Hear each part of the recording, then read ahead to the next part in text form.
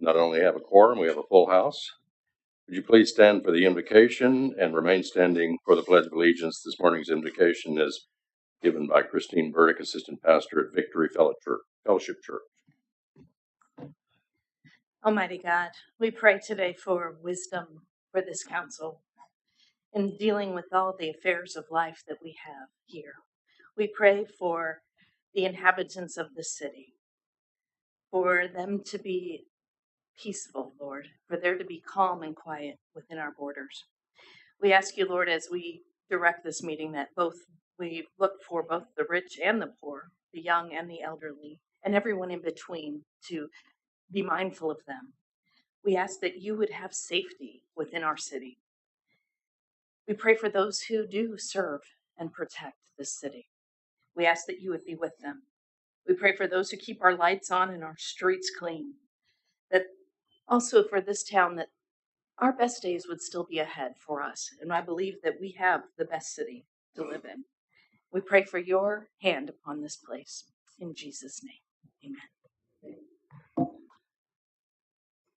I pledge allegiance to the flag of the United States of America and to the republic for which it stands, one nation, under God, indivisible, with liberty and justice for all. Thank you. Be seated.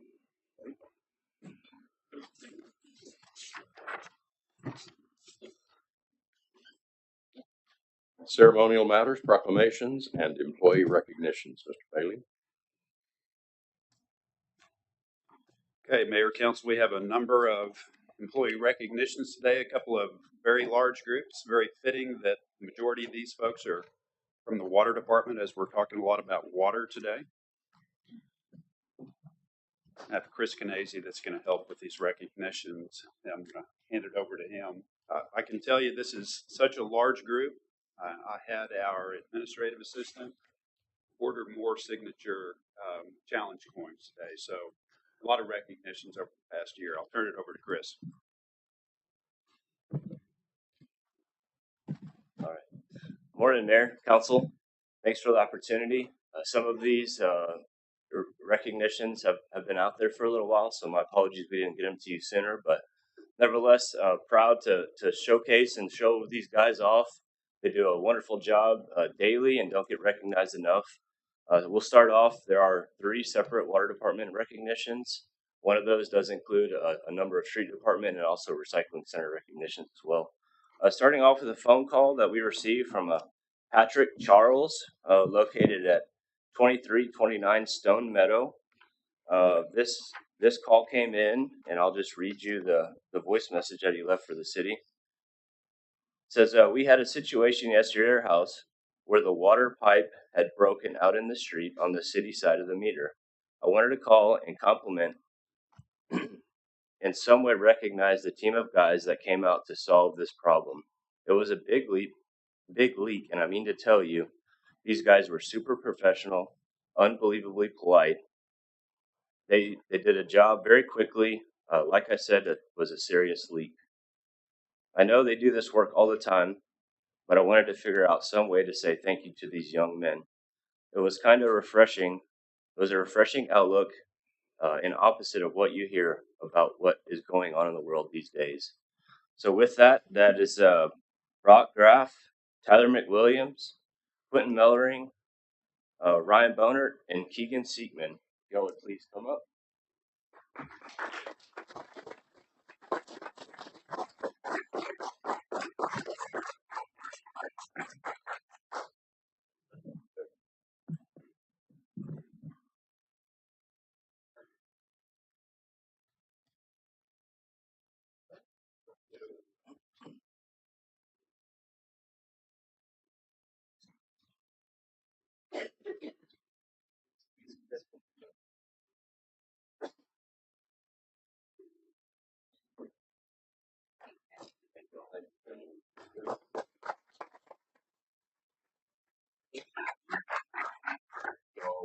I'll be right back.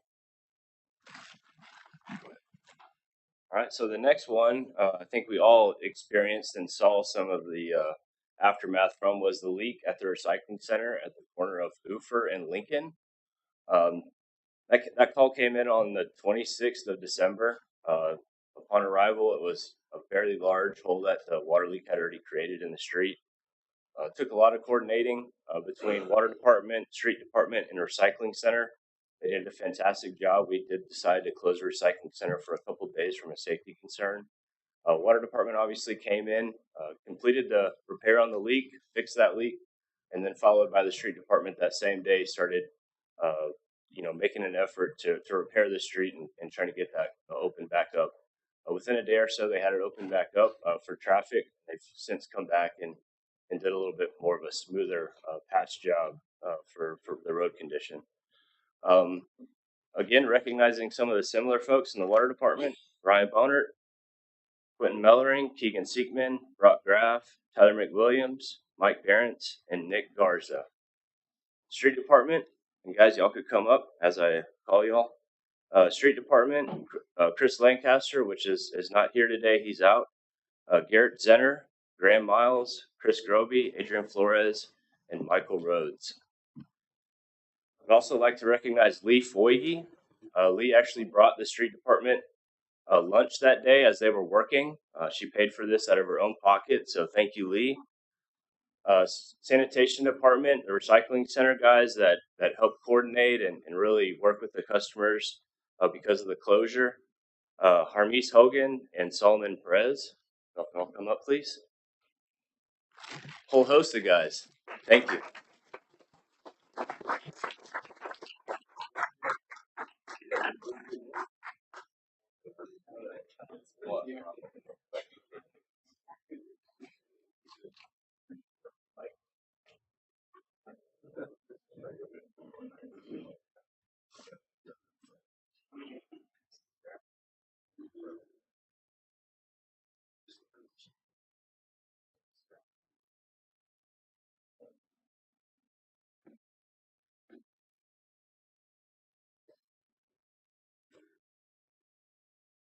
I'd like to just say that this just shows the way that the different departments work together. They truly do that in all public works, and not only public works, but with the police department, fire department, as needed. These departments really do work together well. Ready for a picture?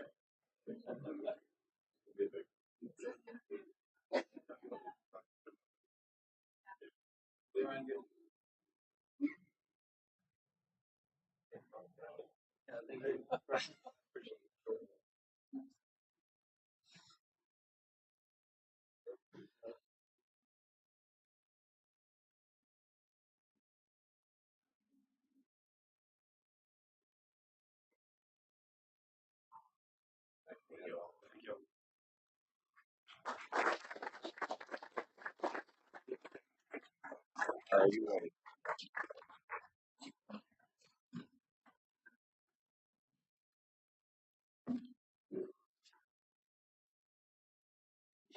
All right, the next one is a water leak. Again, recognizing the water department. This recognition comes from Councilwoman Kirshner. She posted something, I believe, on one of the social media sites, I'm not sure which one, recognizing Quentin Mellering and his crew that included Tyler McWilliams and Keegan Siekman. She says, I want to take a minute to share just how grateful we are to have an awesome water department. We were out for a walk in the neighborhood and noticed water coming out from the middle of the street. Looked suspicious. I called after hours dispatch and got a call right back. Now a crew is getting to the bottom of the leak. It's Sunday night, it's dark, but the crew is hard at work. It's our job, they say, when we came out to thank them. They are quick, professional, knowledgeable, and thorough. And all the men of the Kirshner household are loving the front row seats to all this heavy machinery. Grateful for the men and women who work tirelessly to keep this wonderful city running as it should. They are heroes in our books. Thank you, Emily. One more time, guys.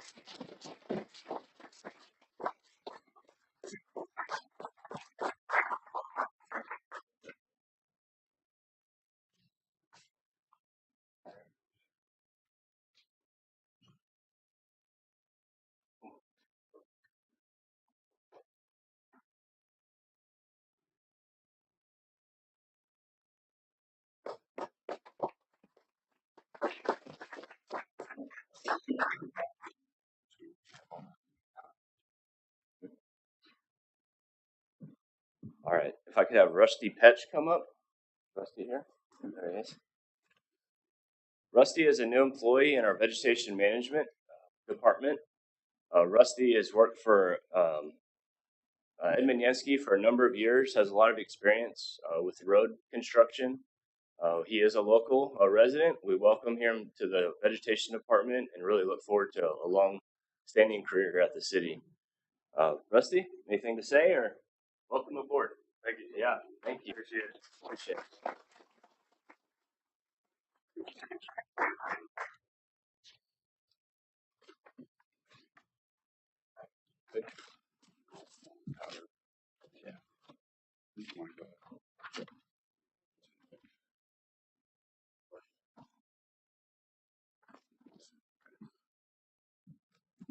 All right, Tyler Feller, electric department. We got a nice email from a lady. This is an event that happened Christmas Eve. She says, and I'll read the email. Hello, my family and I spent the week of Christmas in your fine city. We're staying at 408 North Adams Street. On Christmas Eve, the power went out at our Airbnb. We called at approximately 4 p.m. By 4:30, a technician had come out and corrected the problem. We didn't catch his name, but we wanted to draw attention to the spectacular customer service he gave us. It would have been a cold Christmas for our combined family of 11 if we weren't for the excellent employees with the city of Fredericksburg. Thanks for your service.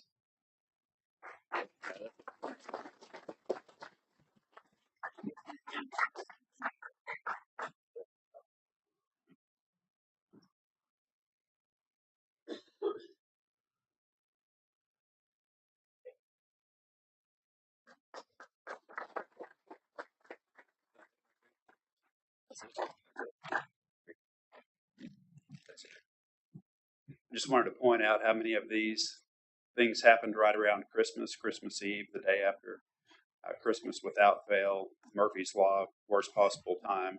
So these guys always come through. These are the guys that keep the water flowing, keep the lights on, keep the vegetation back.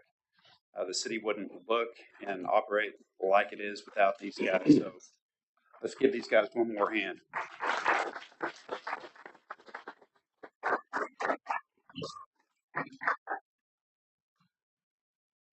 Thank you, Chris and Clinton. We're now at item 5, council comments.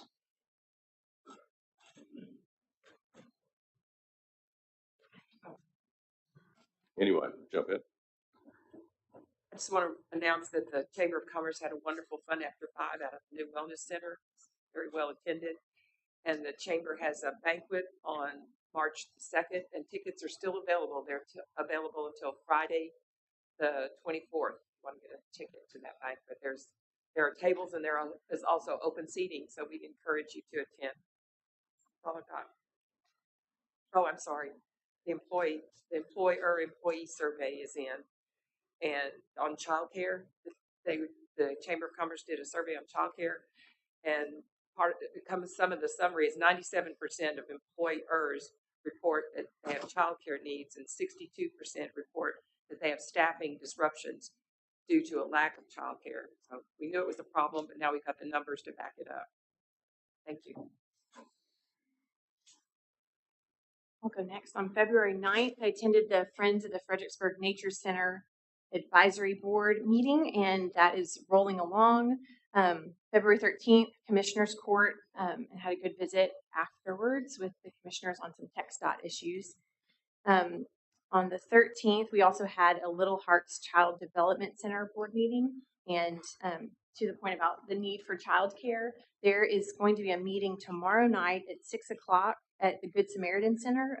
Alamo Workforce is coming in, and is going to have a discussion about our need for childcare here. And then on February 15th and 16th, we were in Austin, and Clinton and I attended a number of meetings with our state representative, state senator, and some other folks in the Hill Country, working on some potential legislation to help our area. So excited about that. On February 17th, I attended the monthly EDC board meeting, and at that time, a new board member was voted in, Ross Burtwell, Cabernet Grill, and the Airport Advisory Board is tomorrow, so nothing to report there.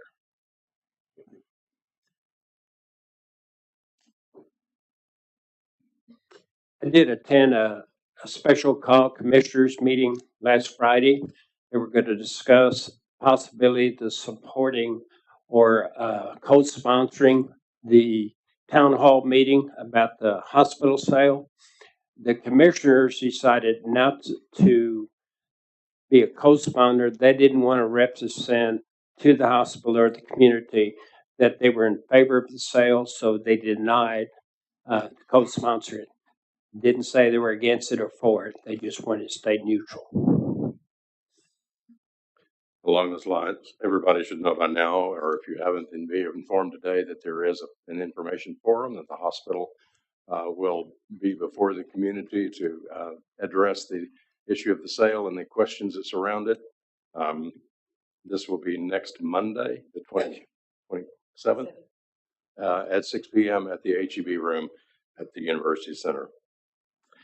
I would like to say that at the last meeting, I asked Mr. Bailey to put the SDR task force report on this agenda. It turned out that we needed to push that to the first week of March, first meeting in March. So I will have a full report then. Appreciate council's patience on this. We had our last major meeting at the end of January, ending the 90 days that you approved. Then we were getting ready to do all of the work product that we want to present to you with regard to recommendations and data recovered and so forth. And I'll brag on the committee and all the hard work they did next week fully. Next time fully, but appreciate your patience on that. It's going to be, I think, a good and thorough report for you. All right, item number 6A, 6A, B, C, D, E are consent agendas.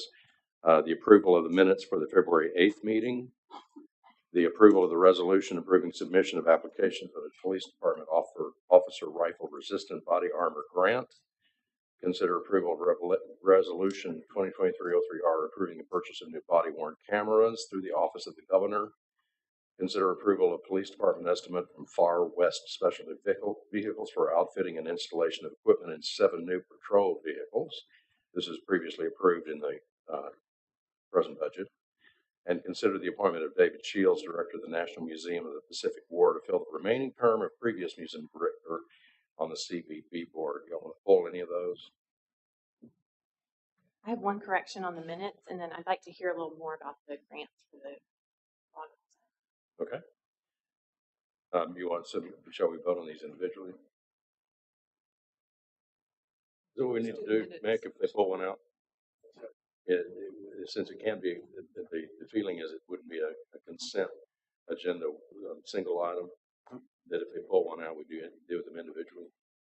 Just the one that you can deal with the rest of the consent agenda as a whole and just have that one separate. So, Council Lady Kirchner would like to, is it the body armor? Is that what you said? Yeah.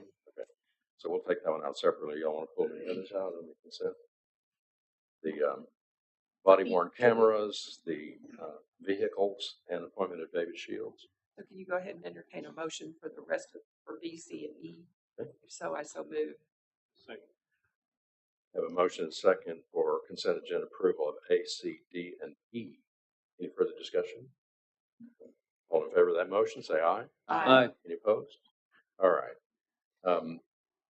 Mr. Bailey, do we turn to you or Officer Seelig? Yeah, come forward, please. Thank you.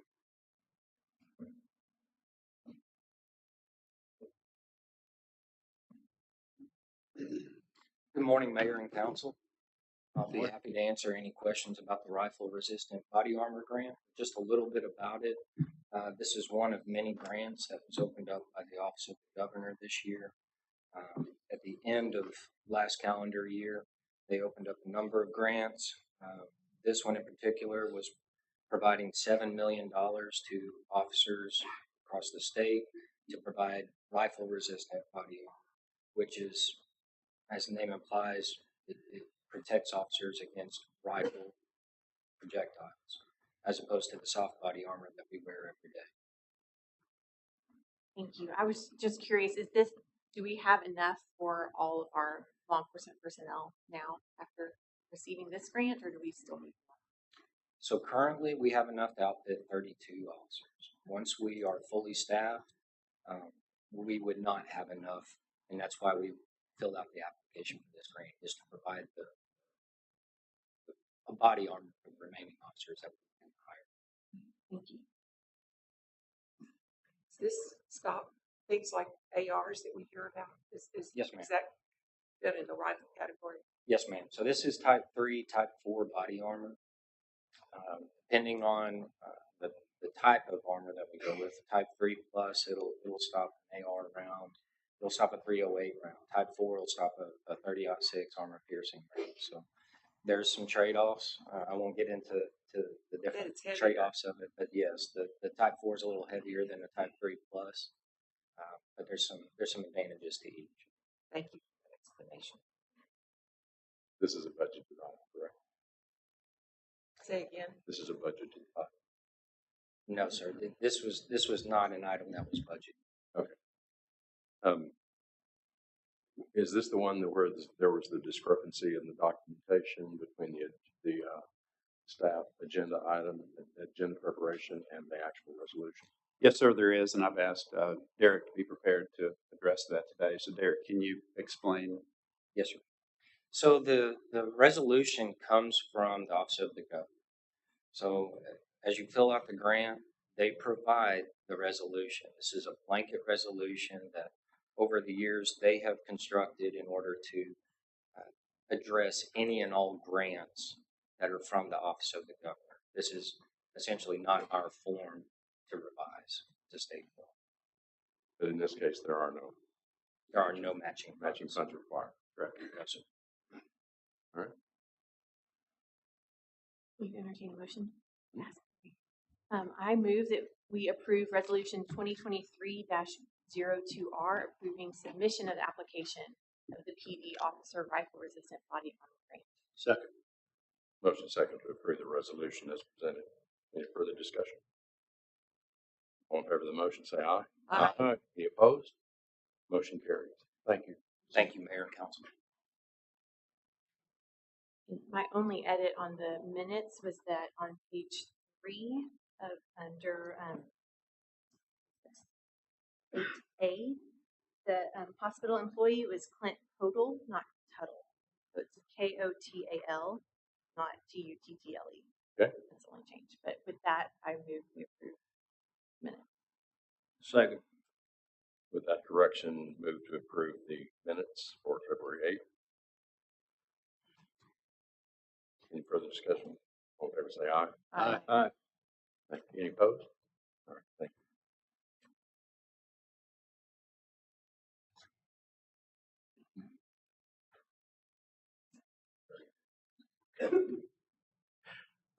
All right, we're at 7A.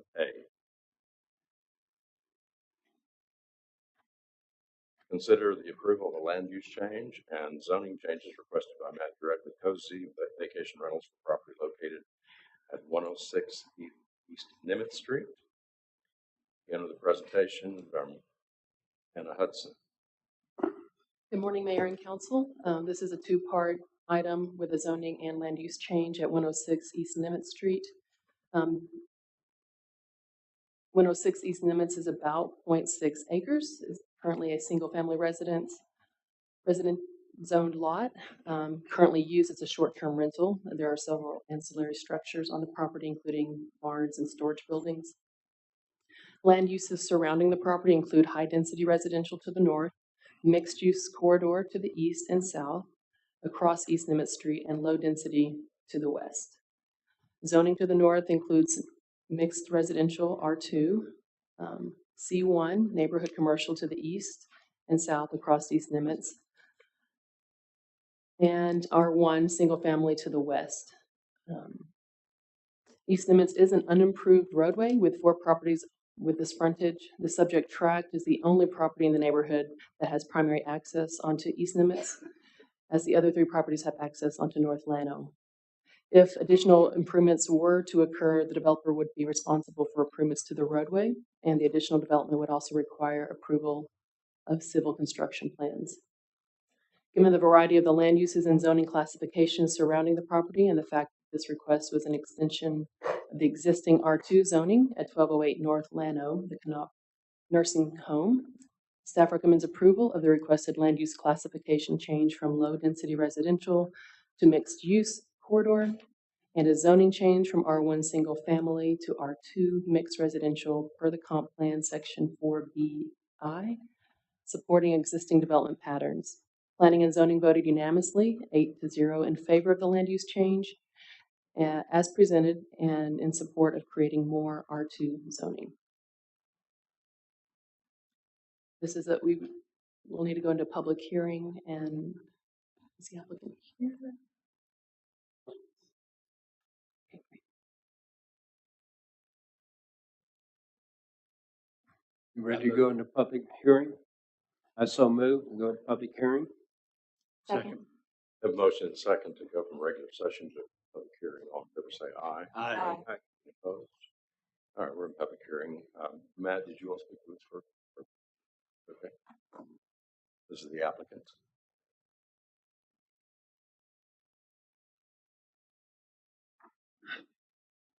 Good morning, everyone. Thank you for your time this morning. And as I said in planning and zoning, there are no current plans right now. We did go to see if we can move it to C1 first, and after doing a feasibility study, economic study on ourselves, it would be just way too expensive. We understand, obviously covering the cost as well for any other thing we would choose to do with the property in the future. But where we're looking to do is to add more affordable housing or to do employee housing. Our original plans were to have, if you go up and down Main Street, where our office on 1303, all of our employee vehicles, everything's just sitting out. We have nowhere to store all of our maintenance equipment. We have nothing in back there on the method is hidden as well, and it's right next to the laundromat that we use as well. And so we wanted to put some stuff back there, have it be for a storage facility initially in the commercial zoning. Right now, we're looking just to get to R2 and potentially to do extra employee housing or affordable housing. And like I said, in planning and zoning, this will not be a short-term rental development. There's no plans of that, and that will not occur on this property. And I do want to say, obviously, I know I'm the owner of Coast Vacation Rentals, but this property is owned by me personally, so this is not affiliated through our company, just for the public record. But I appreciate your consideration, and we look forward to getting the property from R1 to R2. Thank you. Okay. Thank you. Anyone else here want to speak on this issue?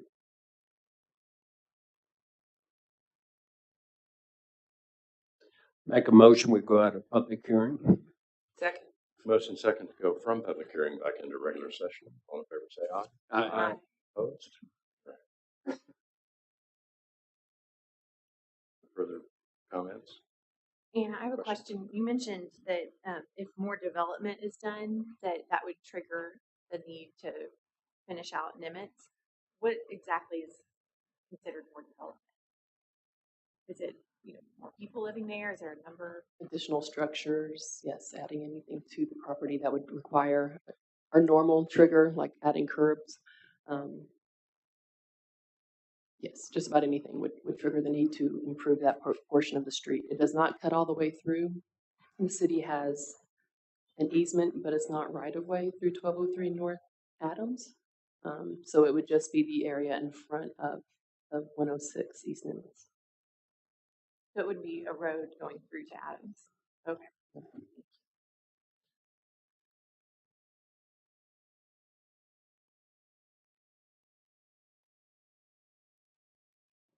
I'll make a motion to approve as presented. Second. Motion second to approve this as presented. Any further discussion on the motion? All in favor say aye. Aye. Any opposed? Thank you. Motion carries. We're now at item 7B. Wait, aren't there two? Do we have to change two? Oh, do we need items on two? that? Yeah, we need two. Right, one for zoning, one for ordinance. Thank you. That was the approval of the land use. 2023-01 land use. Is that okay? Yes. All right. I'll take a motion on the amending of the zoning. I move we approve ordinance 2023-02,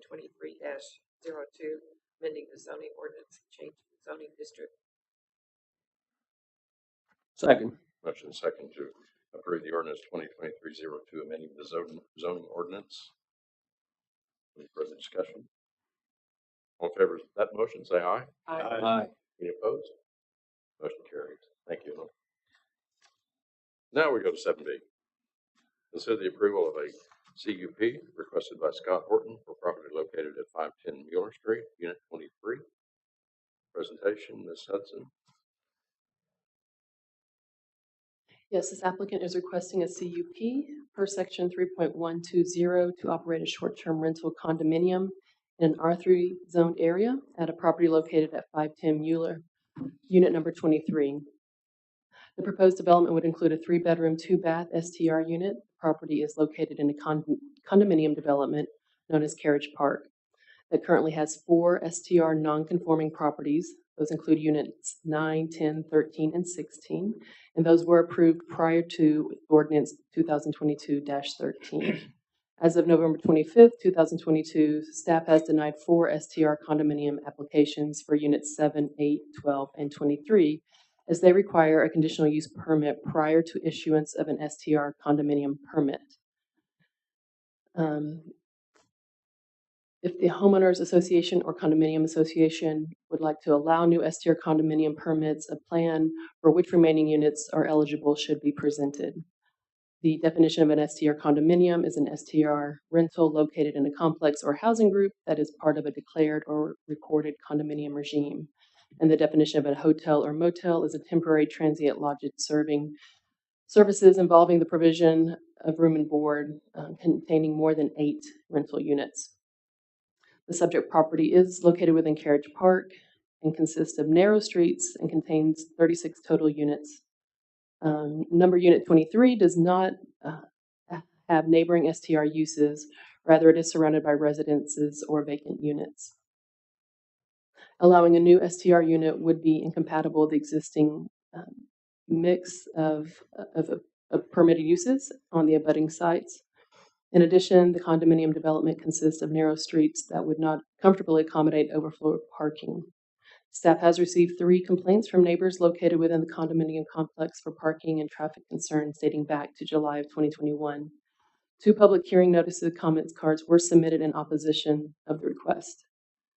And staff has identified that this property is currently renting as an STR without a permit, which is a violation of section 5.401.12. 3. This section of code states any property operating as an STR without a permit shall be prohibited from receiving an STR permit for a minimum of 1 year. The subject tract is not located within a block with STR uses, and allowing a new STR would result in an incompatibility with existing or permitted uses on abutting sites. This information, coupled with the multiple complaints received for traffic and parking, as well as the property status as an illegal operator, staff recommends denial. Planning and Zoning voted unanimously 7-0 to deny the request at the February 8th, 2023 meeting. All right, public hearing. I move that we go out of regular into public hearing. Second. Motion second to go into public hearing. All in favor, say aye. Aye. Any opposed? All right. Hi, And you are? I'm Courtney Nijak. I'm the co-owner of our home at 510 Mueller Street, Unit 23.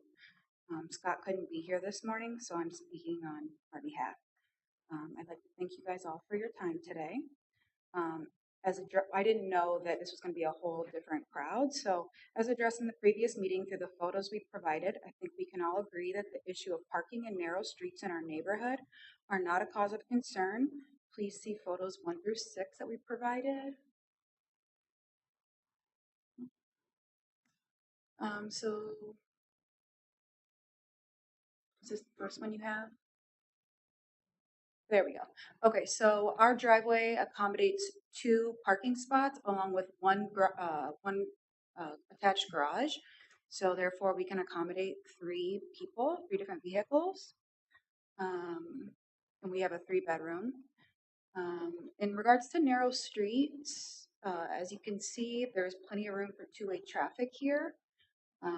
We got a photo of a large truck going by.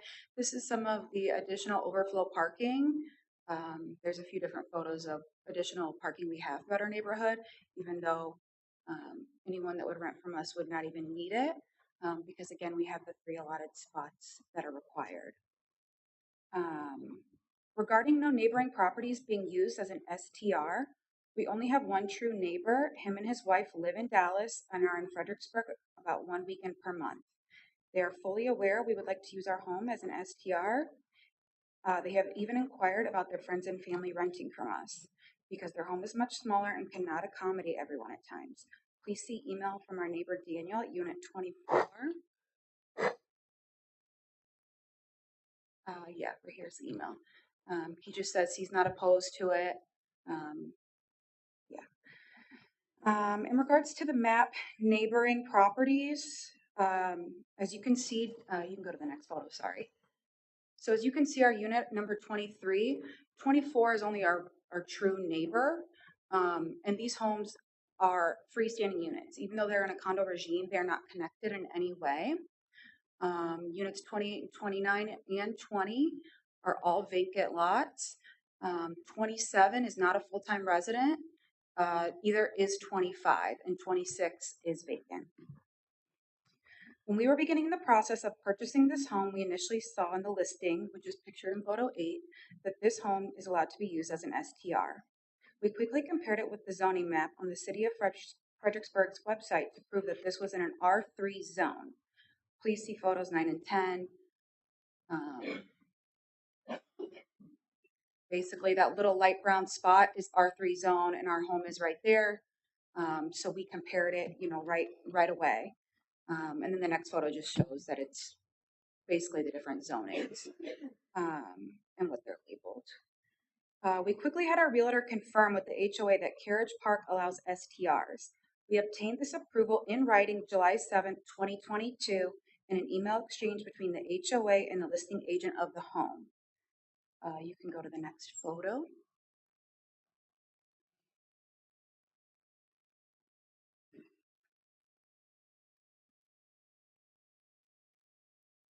Photo 11. So this was to Tracy, the listing agent, and this is Sierra Valdez. She is the Associate Community Manager for Hill Country Homeowners Association. This email exchange was also sent to Shelby on October 31st of 2022 when requested. For some reason in the last meeting there was confusion on if this was approved for short-term rental by the HOA, so I just wanted to clarify that. We did also receive it in writing again this past week.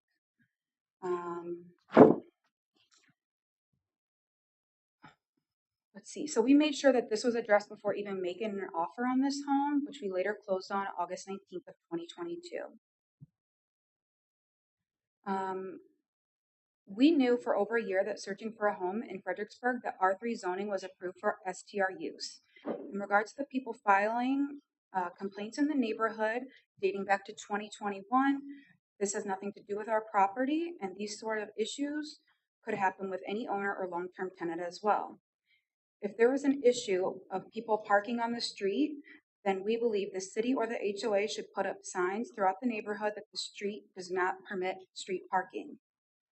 If you read the complaints that are in the packet, you can see that Shelby did reply to the complaint. I hope that your HOA is able to assist you with your ongoing issues. All 3 of these complaints say they contacted police and nothing was going on illegally. That would make me believe that this is an issue to be dealt with by the HOA, not the city, but I could be wrong. Also, the fact that these complaints were coming from permanent residents, we have no permanent residents on our block.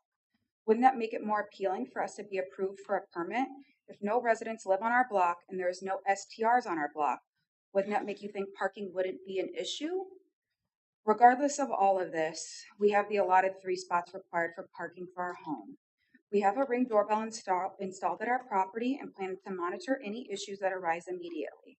We are more than willing to put in our listing that a maximum of 3 cars are allowed, and they are only to remain parked in the driveway or garage. I understand the biggest issue of our recommendation for denial was because we operated an STR before permit approval. I want to deeply apologize, and our intentions were certainly not to defy the rules and regulations.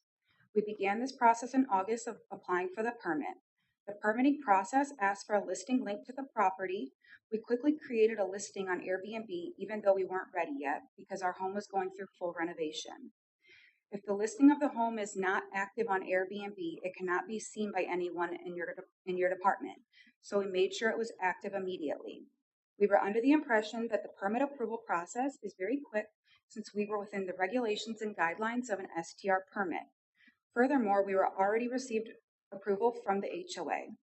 We emailed Shelby almost weekly about the status of our permit as time kept going on, and we began to get a couple bookings on our active listing that again needed to be active in order for your department to see it and go through the approval process. We had our calendar on Airbnb blocked off for almost 3 months while we were renovating and waiting for permit approval. After waiting months because we were told a new system was being put in place, we were contacted in October about obtaining a CUP permit. I'm assuming this was something new put in place during the months we were in a holding period while the Grancia system was being implemented. We sent Shelby over all the information needed for the CUP almost immediately. We had our listing active for 6 months, but we certainly were not operating as an STR for 6 months. We are currently settled up with the hotel tax owed to the city from the very few bookings we received while waiting for approval. I was under the impression that you couldn't pay the hotel tax until you had a permit number for the Grancia system. I obviously know this after the last meeting and doing some research, and know that that's not the case, and we did pay the little money that we owed the city. I would like to reiterate that we did have an active link since we applied for the permit, but we did not operate an STR until our home's first booking in November of 2022.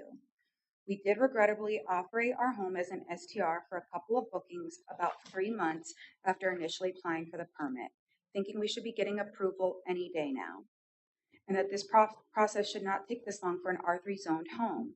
If our intent was to run an STR without a permit and not follow the rules, we would have purchased a more affordable home in an R1 or R2 zone and never even applied for the permit from the very beginning. Instead, we did our research, and I even emailed Shelby on August 12th before we closed on this home, asking specific questions on which permit I needed to apply for, because I was confused about our home being in a condo regime, but we were also an STR unoccupied.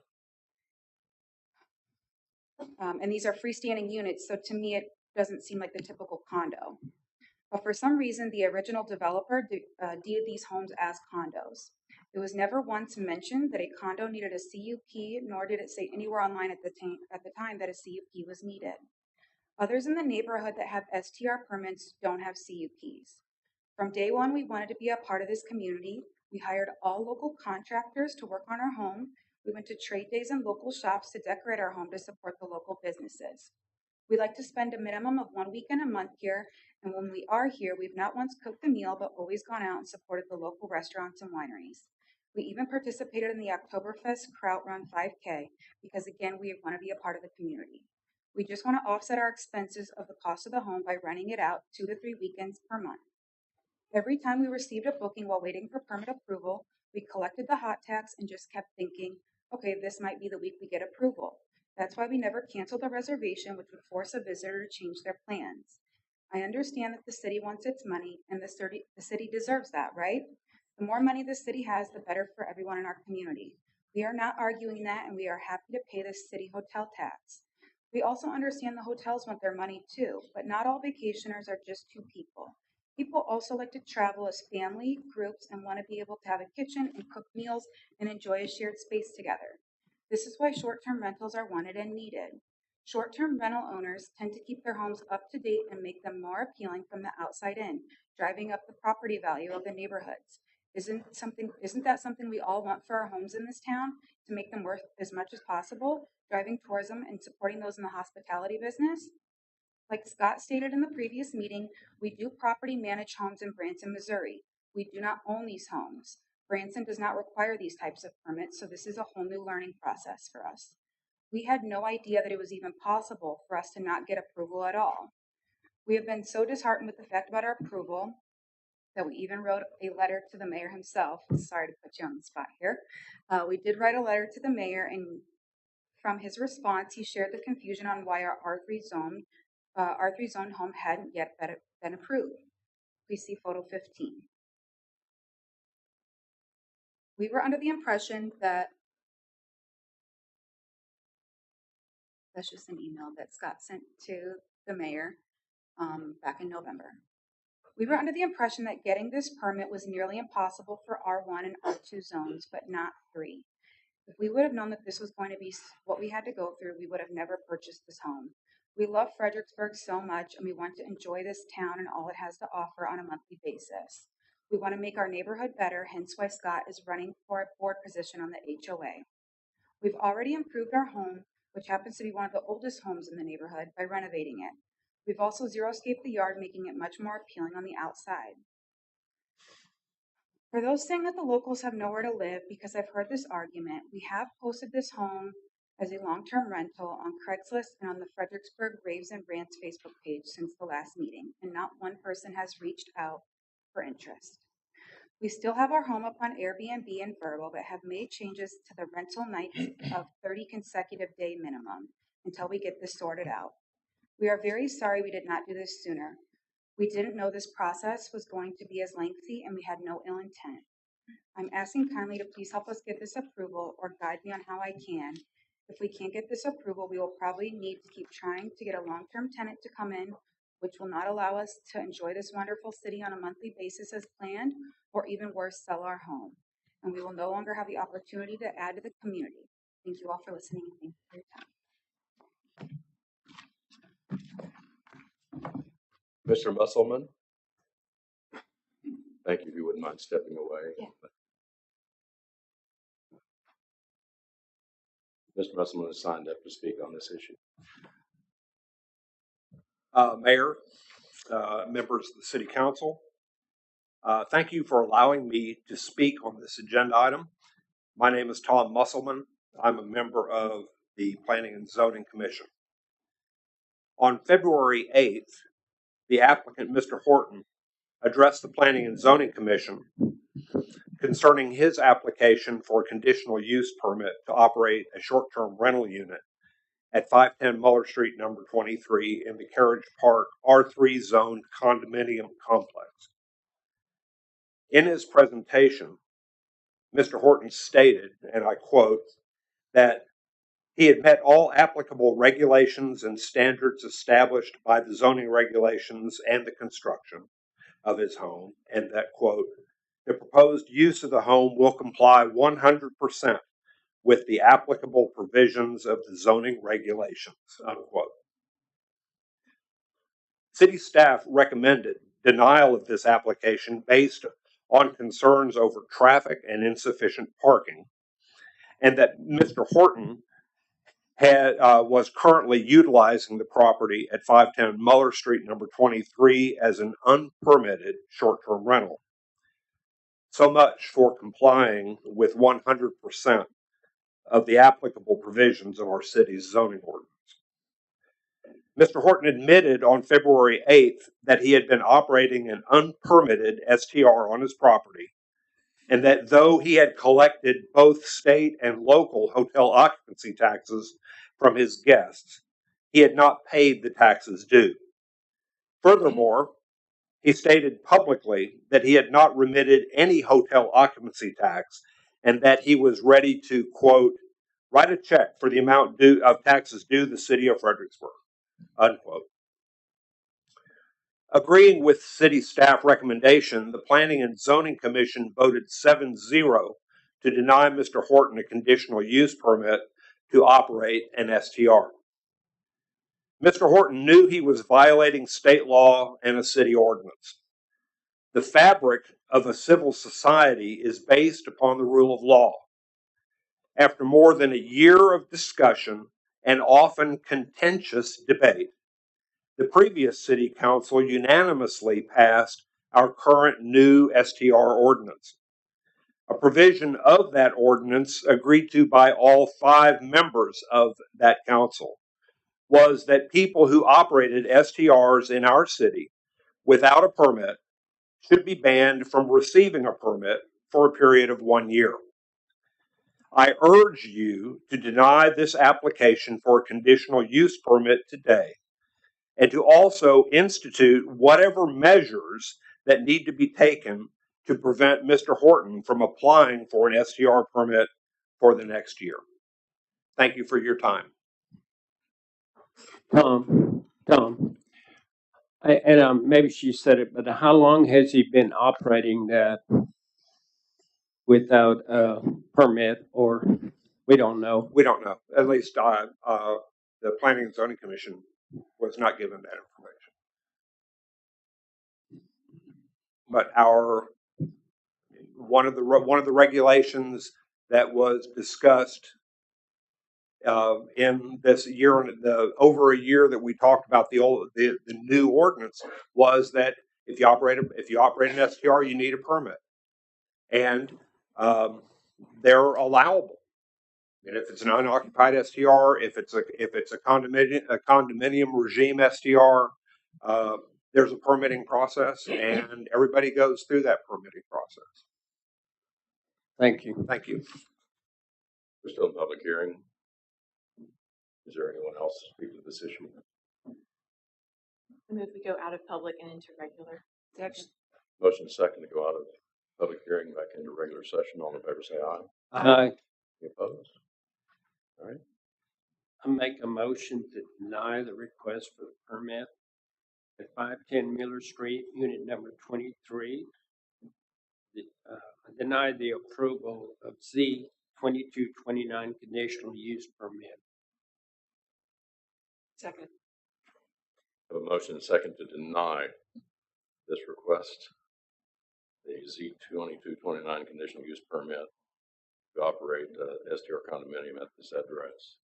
Any further discussion? Yes, I'd like to make sure that this does not come back until after the pending prosecution and municipal court has concluded and determined whether the applicant has committed a violation of 5.401 or any other applicable sections of our ordinance. I would amend that motion. Thank you. All right, have, I'll amend the second. all right, have amended motion and second as stated by Ms. Kirchner. Any further discussion? All in favor of the motion say aye. Aye. Any opposed? Motion carries. The CUP is denied. And I'll make a comment. Sure. When planning and zoning denies a request like that, I hate to say it, we're not going to override them. Is that a statutory procedure? Do you know, or is that Yes, Mayor, under Texas law, the recommendation of Planning and Zoning Commission on any zoning matter is for denial.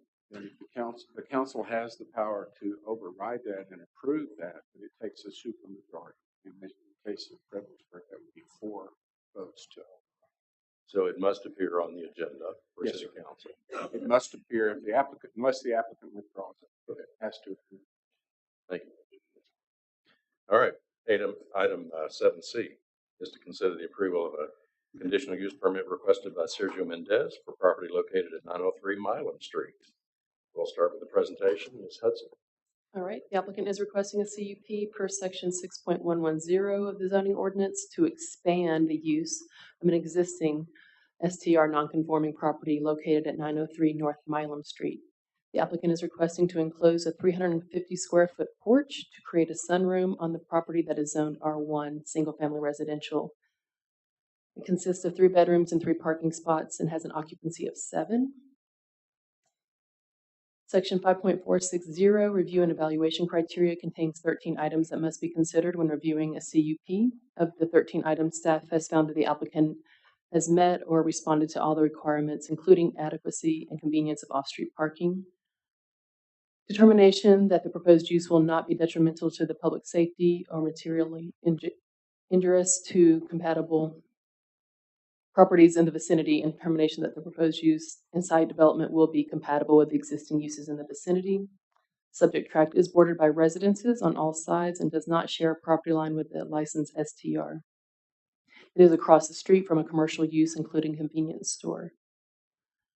As presented, the proposed expansion of the STR nonconforming property in the form of an enclosed 350 square foot sunroom meets the requirements necessary to obtain a CUP.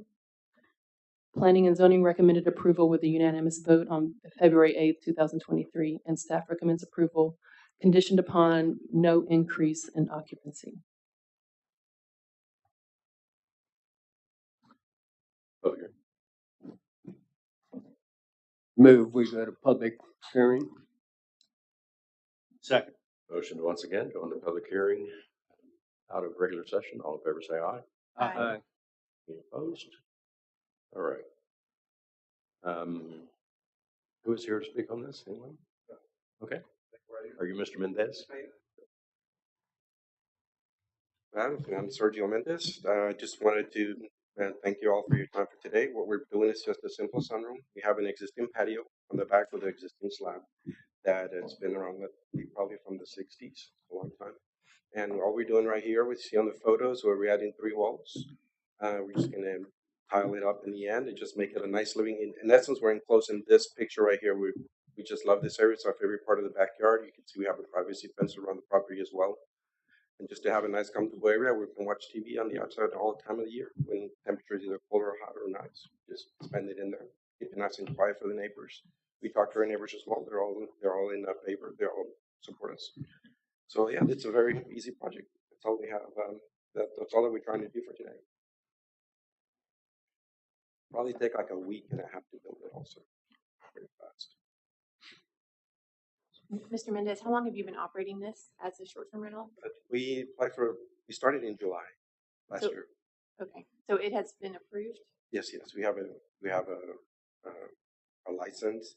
We paid all our hot taxes as well. So everything's covered, that's for sure. Make sure of that.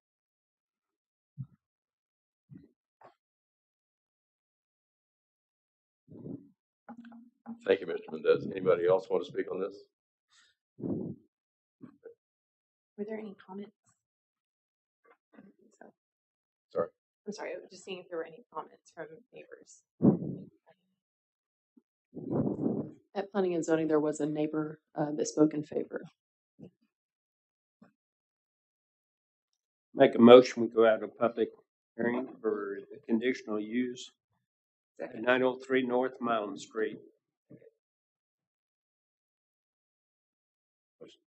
Go out of public hearing. So she did second.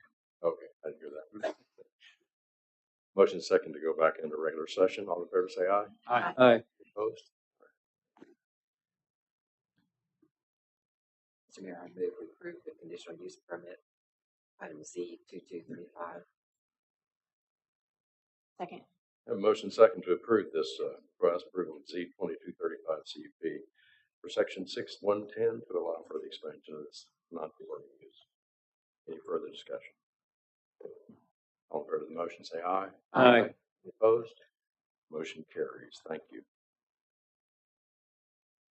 We're to item 8A.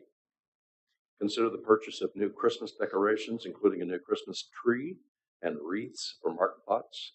It was previously approved in our current budget. Ms. Schmidt? Good morning, Mayor and Council. This is consideration of some new Christmas decorations for Market Square. As the Mayor mentioned, it was approved in the budget process last year. Our current Christmas tree and wreaths have reached the end of their useful life. We originally planned to replace the entire tree, but after a closer inspection of the frame, we found it's in great shape and it should last for another 10 to 15 years. So we see some cost savings in that. So this will be for new branches, new ornaments, new wiring, and then new wreaths with bows on the square. We're getting some savings right now too, as this is the time of year sales go on. So the total cost is $69,880.19, and we had about $100,000 budgeted. So I ask you to consider this, and I'll answer any questions. Questions, Council? I move to approve as presented the new Christmas decorations. Second. Motion second to approve this. Any discussion, questions? All in favor say aye. Aye. Aye. Opposed? We have new Christmas decorations. Thank you. Thank you. I want to say one comment. I was involved when these were originally purchased from Downtown Decorations, and they really did a great job working with us to give us quality stuff. And the town really loves those decorations, I know. So thank you, Andrew, for making that work. Thank you for finding some good use for the current tree structure. That's good. That's good Fredericksburg policy.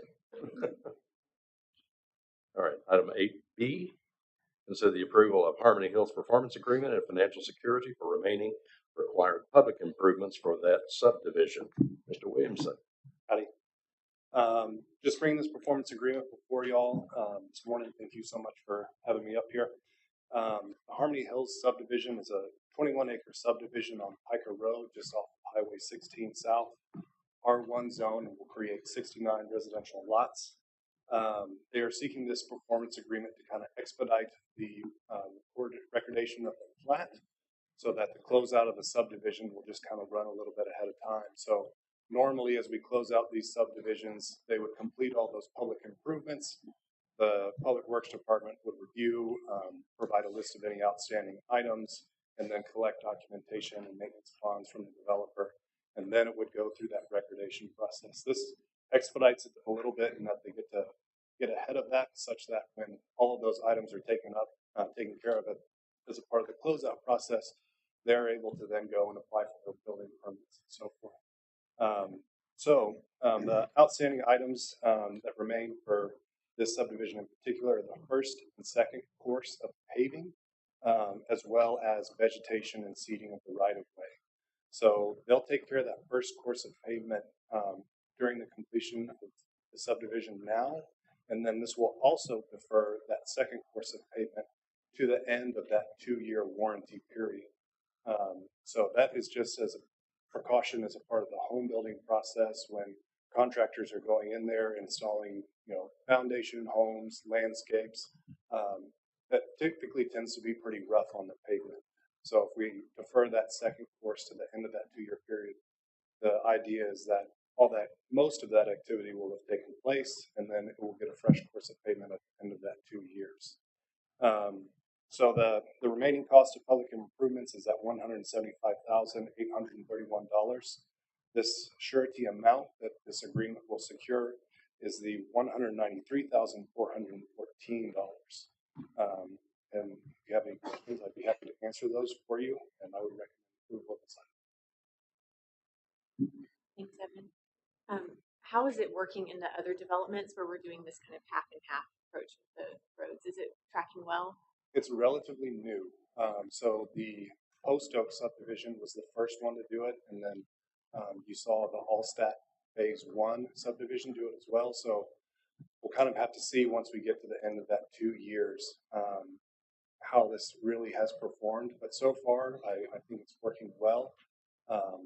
And for the Oaks of Windcrest Phase 5, there just was a lot of issues there and a lot of cleanup and a lot that the contractor had to go back into. So we're hoping that this will kind of alleviate some of that work, because in Oaks 5, it pretty much had to be redone anyway.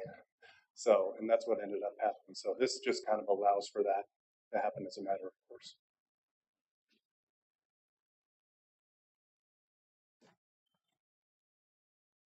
I move to approve the Harmony Hills Performance Agreement as presented. Second. Motion and second to approve this performance agreement, financial security for remaining public improvements at this site. Any further discussion or items? Motion. All in favor say aye. Aye. Any opposed? Motion carries. Thank you, sir. Thank you, Mayor and Council. We're now at item 8C, consider a presentation and discussion in the 2023 water supply and future weather outlook. Mr. Canese. Good morning, Mayor and Council. Paul, if you want to sit next to me, this is a joint presentation. Paul, excuse me. Paul Tiber, the General Manager of the Underground Water Conservation District here locally. It's a joint presentation with city staff. Mr. Tiber, please feel free to jump in through this presentation. We're going to present the aquifer levels, give you a bunch of information on where we are, kind of our current water supply. We'll jump into some future projections and what some of the models are showing.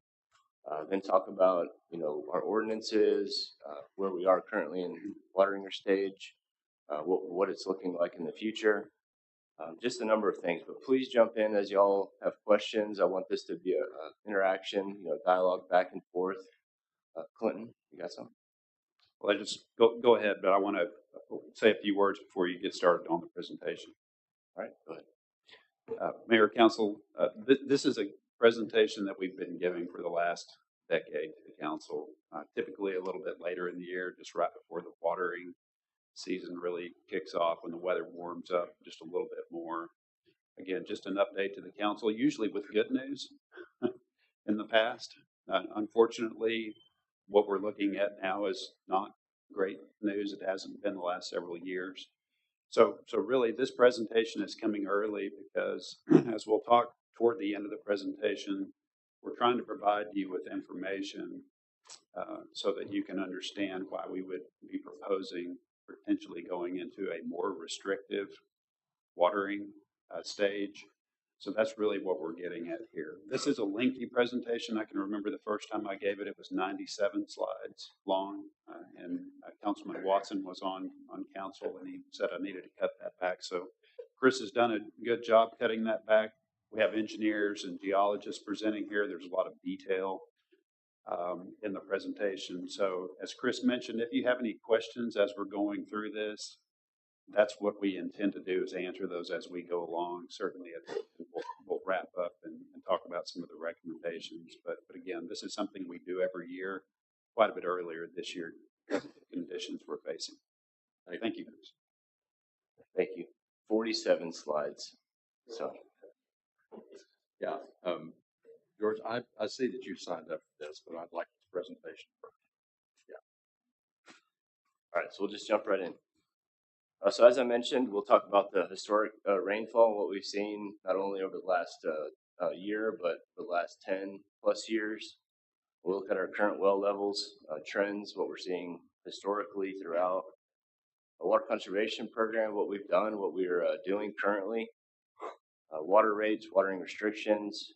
We'll talk about our system integrity, what we've done, what infrastructure we've added, fixing to kick off another project here in the next 30 days or so.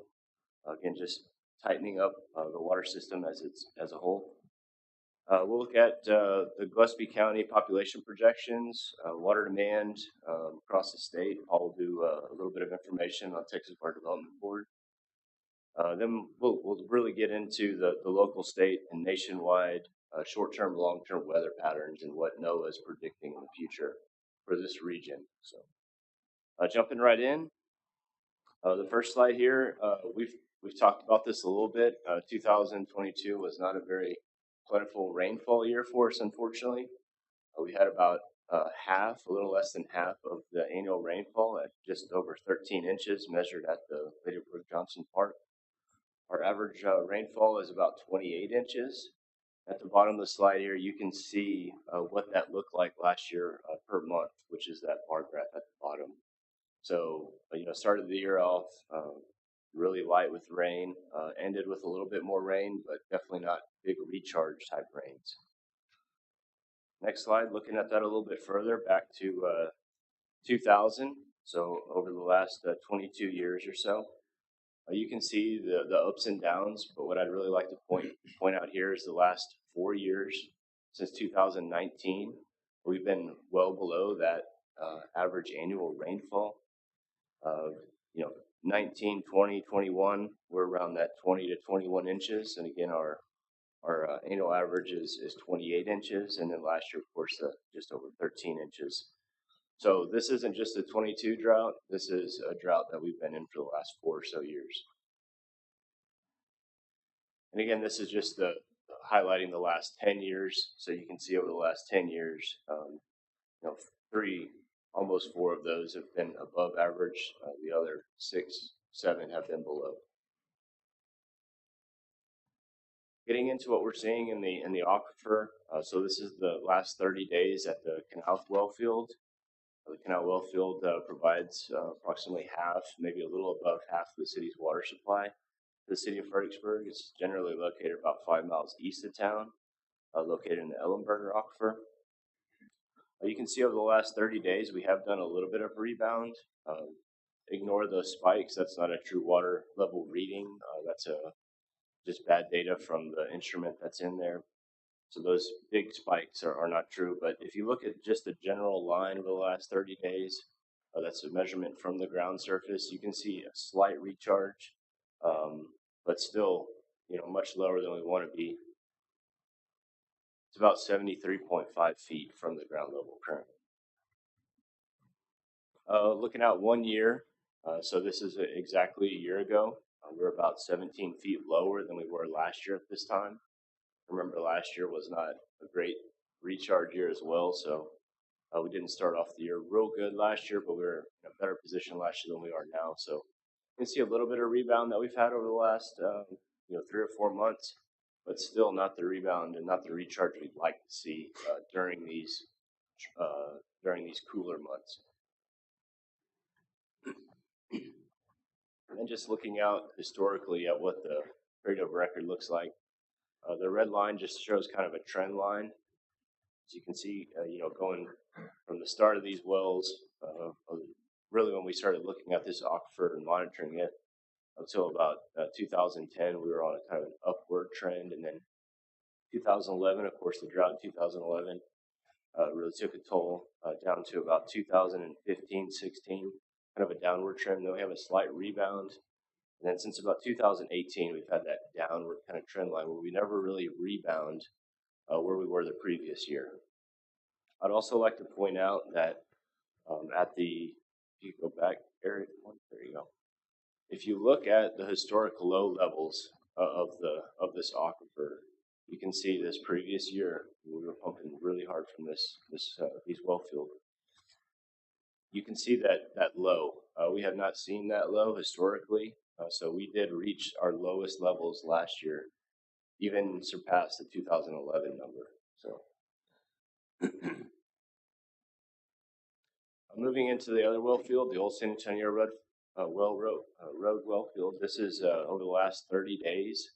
I would like to note, even though it looks like we're rebounding at a much quicker rate, the scale of the the vertical axis here is in 6-inch or half-foot increments. So it's not rebounding quite as much, even though it looks like it is according to the graph. But nevertheless, we are rebounding a little bit, but still not as aggressively as we'd like to see in that aquifer. Over the last year, so again, looking at where we were a year ago, we're about almost 10 feet, not quite 10 feet, lower than we were last year at this time. Looking at the trend line, this is very similar to the Canal well field. Just shows you historically kind of where those trends have gone. Again, seeing some of the recharge and never really quite getting back to the previous year, and in some cases, particularly the last couple of years. So who uses our water? This is just a bar graph showing the breakdown of the water around town. I would like to note that the residential is about 61 to 62% of that overall usage. Just remember, during the summer months, out of that 62%, about 60 to 70% of that is for outdoor irrigation. So again, when we start looking at the watering stages, we're looking at what's the low-hanging fruit? Where can we really conserve water? And the outdoor irrigation is the area that we can conserve the most.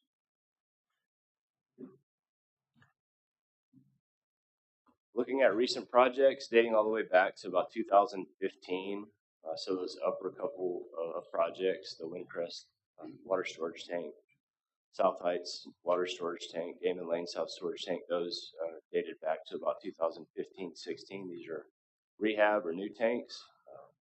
Upper pressure plant pipeline project, that was about 2017. We drilled the new Canal well number 2. That was a redundant well. We saw it be very beneficial this past year. We have 3 wells out at the Canal well field. We saw K6 go down. Just a mechanical failure, didn't go dry, just a mechanical failure. We were able to continue utilizing that well field with this redundant well and providing that reliable water source back to town. Bell Street Waterline project was an in-house construction, in-house design. That was just replacing some old infrastructure. The census water meters we completed in 2019 was instrumental in 2021 during the Winter Storm Uri, continues to be instrumental in trying to identify leaks on commercial businesses, on residential homes, notifying those customers. They also, those customers can sign up for the census portal and actually monitor themselves, their water usage, and identify those leaks quickly. The new pump station at the Canal Well Field, the 290 East water line supply, and the 3 new 1 million gallon concrete tanks. Those projects were all part of the 2018 water bond. Those are all complete and operational. Again, just those long-term projects looking to the future, those projects will last the city for a long time and really be instrumental in continuing to provide good quality source to the city.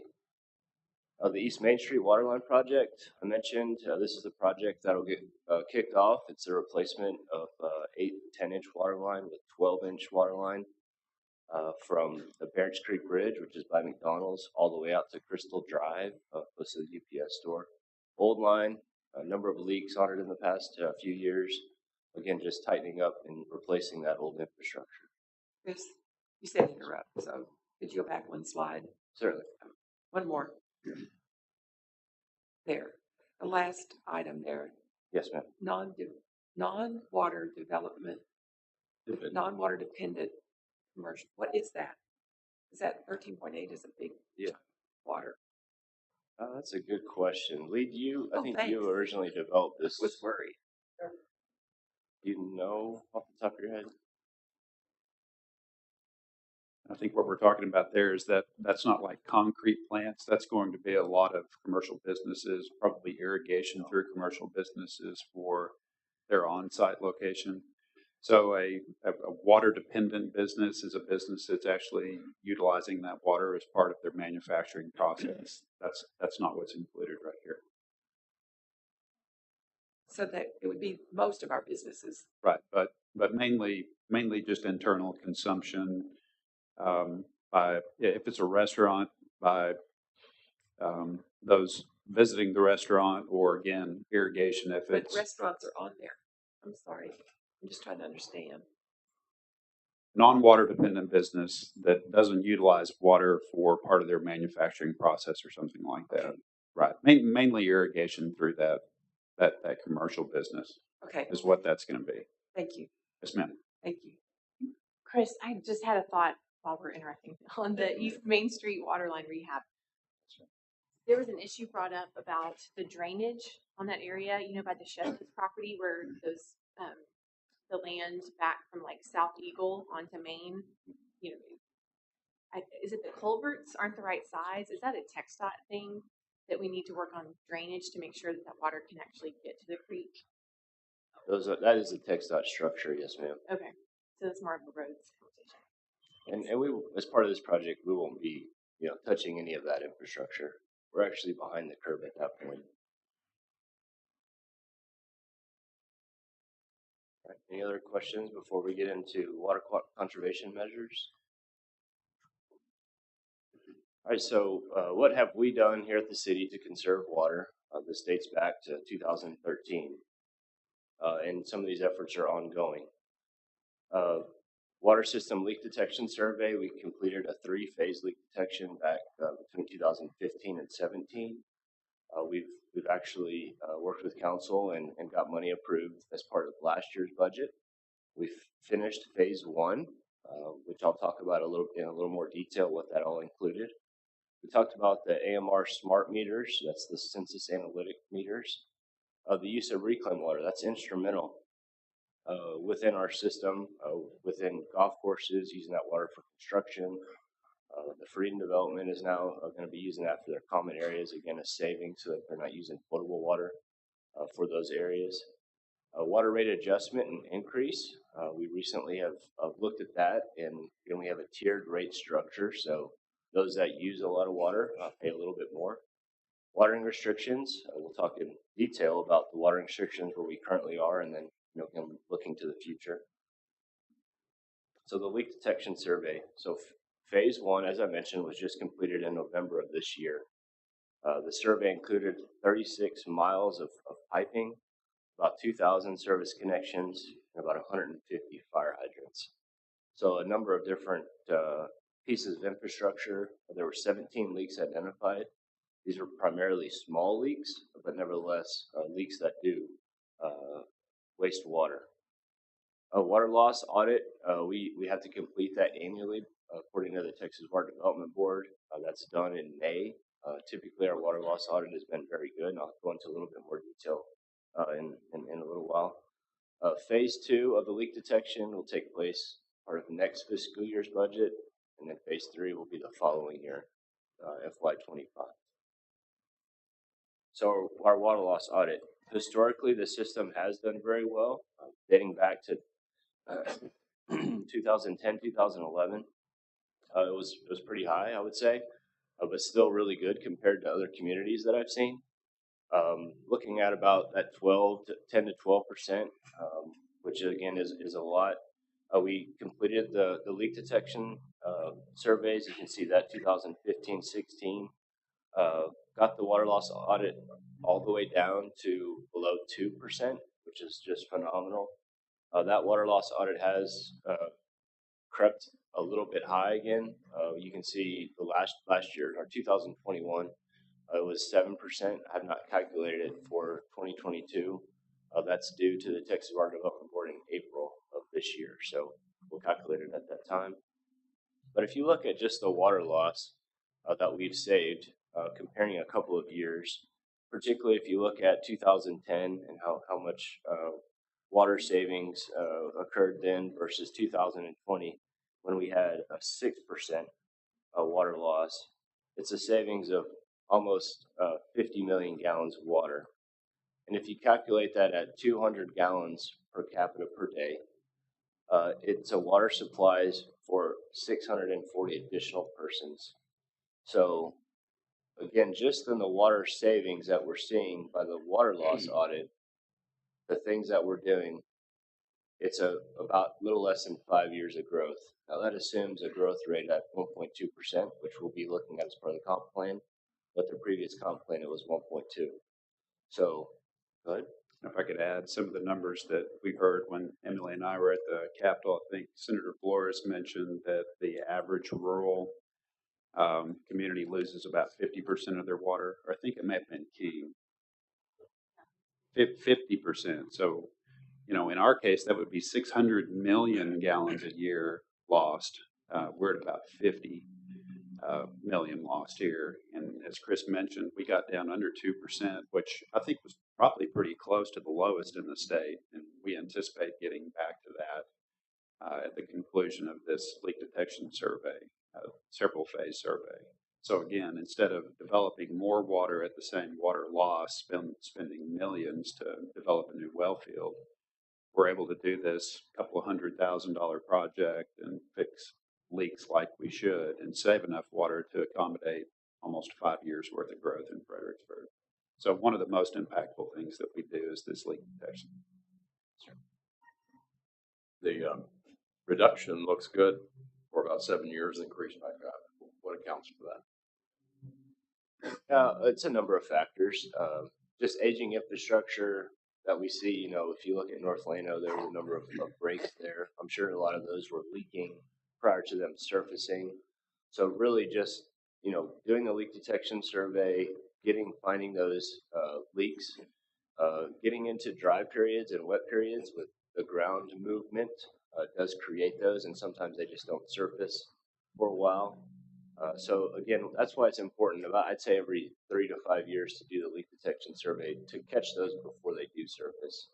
Because that's really what the leak detection survey does, is a company goes out and is listening to basically the movement of water in that pipe, and they can tell whether if it's moving through the pipe or if it's actually leaking, and they can identify the location of it, and then we start digging at that location. So again, stuff that hasn't surfaced. I mean, water leaks that surfaced, like the employee recognition that we had, in Emily's neighborhood, those surface, we find them, we dig them up and repair them. But the leaks that don't surface are the ones that really create an issue for us, because we don't know how long they go on for. Moving on, the smart meters. This is again something that we see. If it's not on our side, obviously we're not doing leak detection. on the customer side, but we've been able to utilize these meters to identify leaks on the customer side, which not only saves them money, but also, has a lower lower water consumption. Now, I would say that as far as water loss, because it's going through the meter, it's registering, so it does show up as a consumed, as a consumption. This also allows, utility billing, as I mentioned, to notify those customers, code enforcement. They can look at this, go out and work with those customers on any issues they might have on leaks. Reclaimed water, so about 500,000 gallons of reclaimed water is produced annually, which is about 50% of our potable water. Again, reutilizing that during the summer particularly, and even during dry periods. Boot Ranch and Lady Bird Johnson golf courses, both of those utilize a lot of water, about 500,000 gallons a day during the summer, which is pretty much 100% of our reclaimed. We also have a permit with the state to allow that water to be used for construction. So you see a lot of the subdivision developers, whether it's dust control or are trying to get that optimum moisture content on their base subgrade for compaction, they're utilizing that reclaimed water.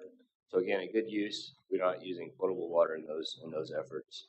Then I mentioned the Frieden subdivision. They have a permit now to be able to utilize that water for their common areas. So good use of the water where they want to have that landscaping and not using potable water.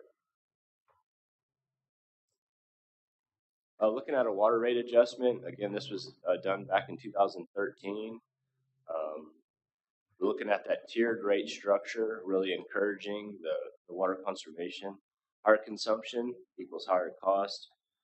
One thing that we did do back in 2013, commercial sewer rates are now based on actual water consumption, not the winterized average like a residence is. The winterized average for a resident is December, January, and February. So the water consumption during those 3 months is calculated, and that's assumed your sewer amount on a residence for that 12-month duration. Slide. Current water rates effective again 2013. New water restrictions were put in place in 2014. It does include 5 different stages, and the goal is to reduce the water demand in each one of those stages. Triggering mechanisms or conditions of the local drought index, which Paul will talk in a lot more detail about, but basically the 4 items here listed below are the 4 items that are used to calculate that local drought index.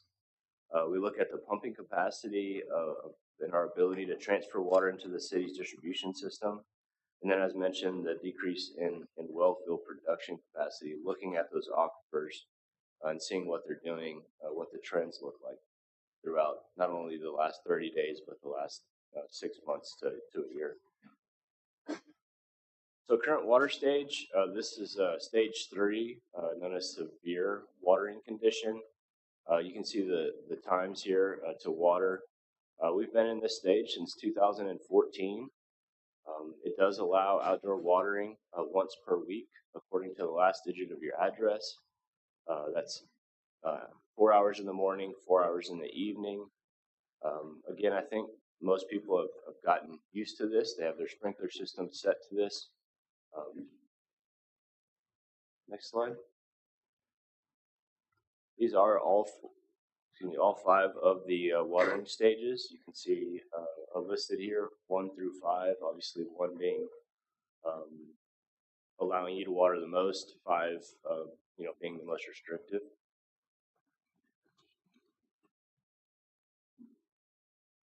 Looking at stage 4, known as the critical water condition.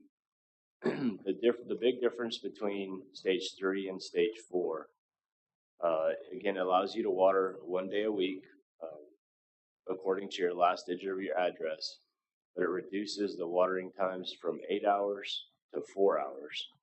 Currently, the ordinance says that's in the mornings from 5 to 9 a.m.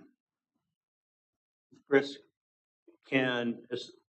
As it relates to drip irrigation, can you drip irrigate every day or just on the day that? According to the ordinance, you can do drip irrigation during those watering times every single day in stage 3. Okay. In stage 3. Correct. In stage 4, does that go away? Stage 4 allows the city manager, as part of his declaration, to make that determination. Okay. Thank you.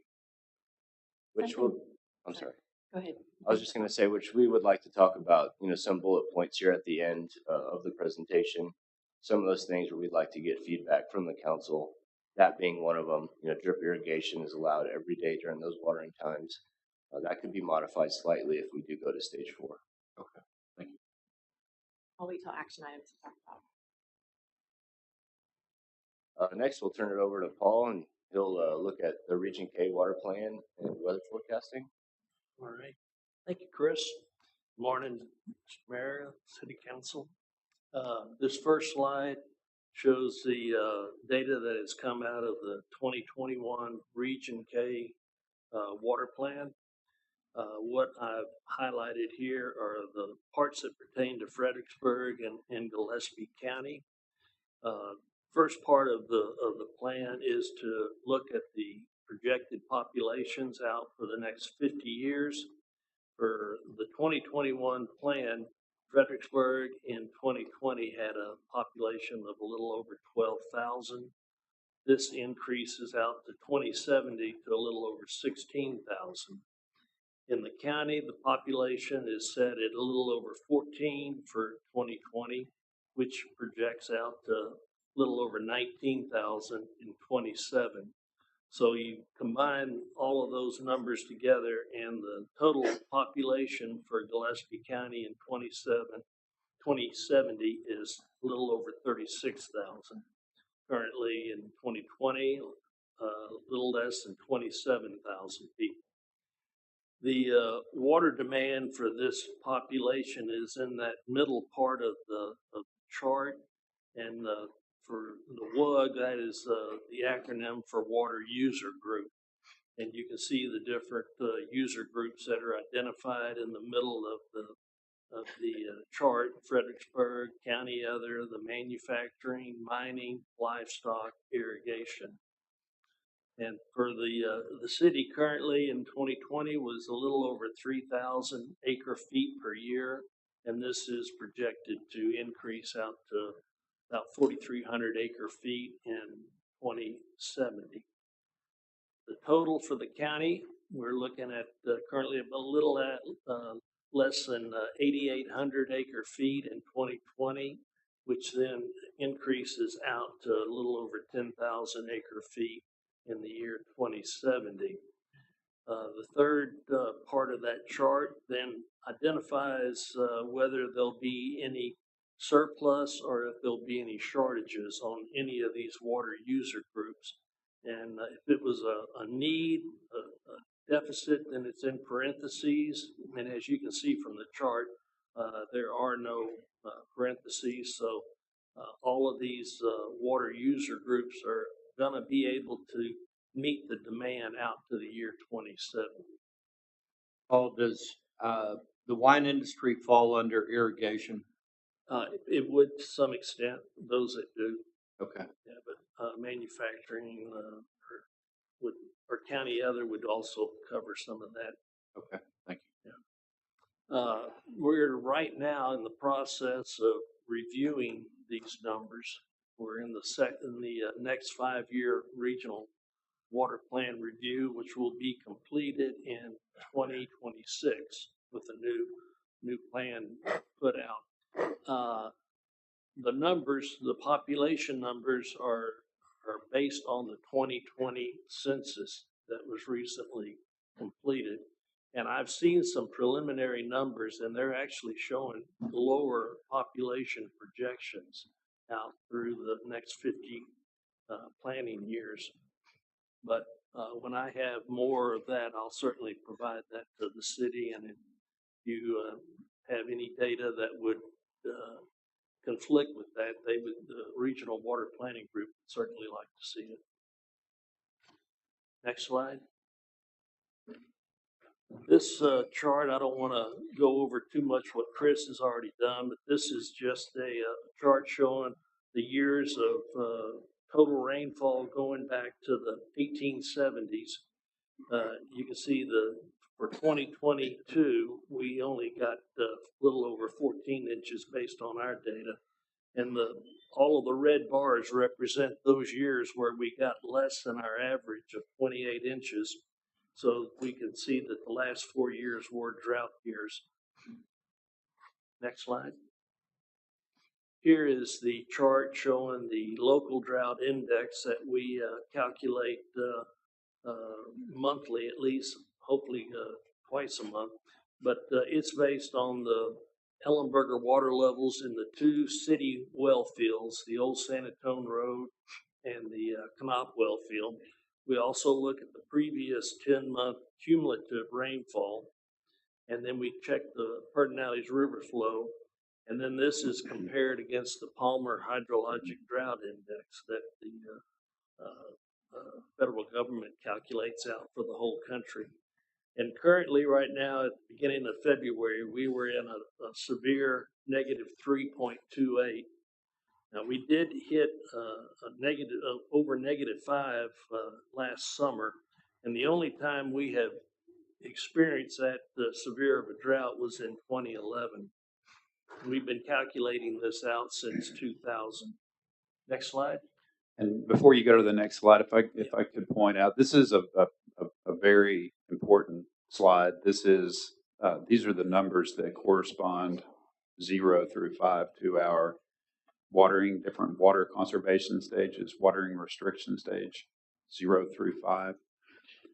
So as Paul mentioned it, and you can look on the graph right here, last summer we were at a -5 point something, which indicates at the peak of the summer we probably should have been in stage 5, not stage 4, but stage 5, which is even more restrictive.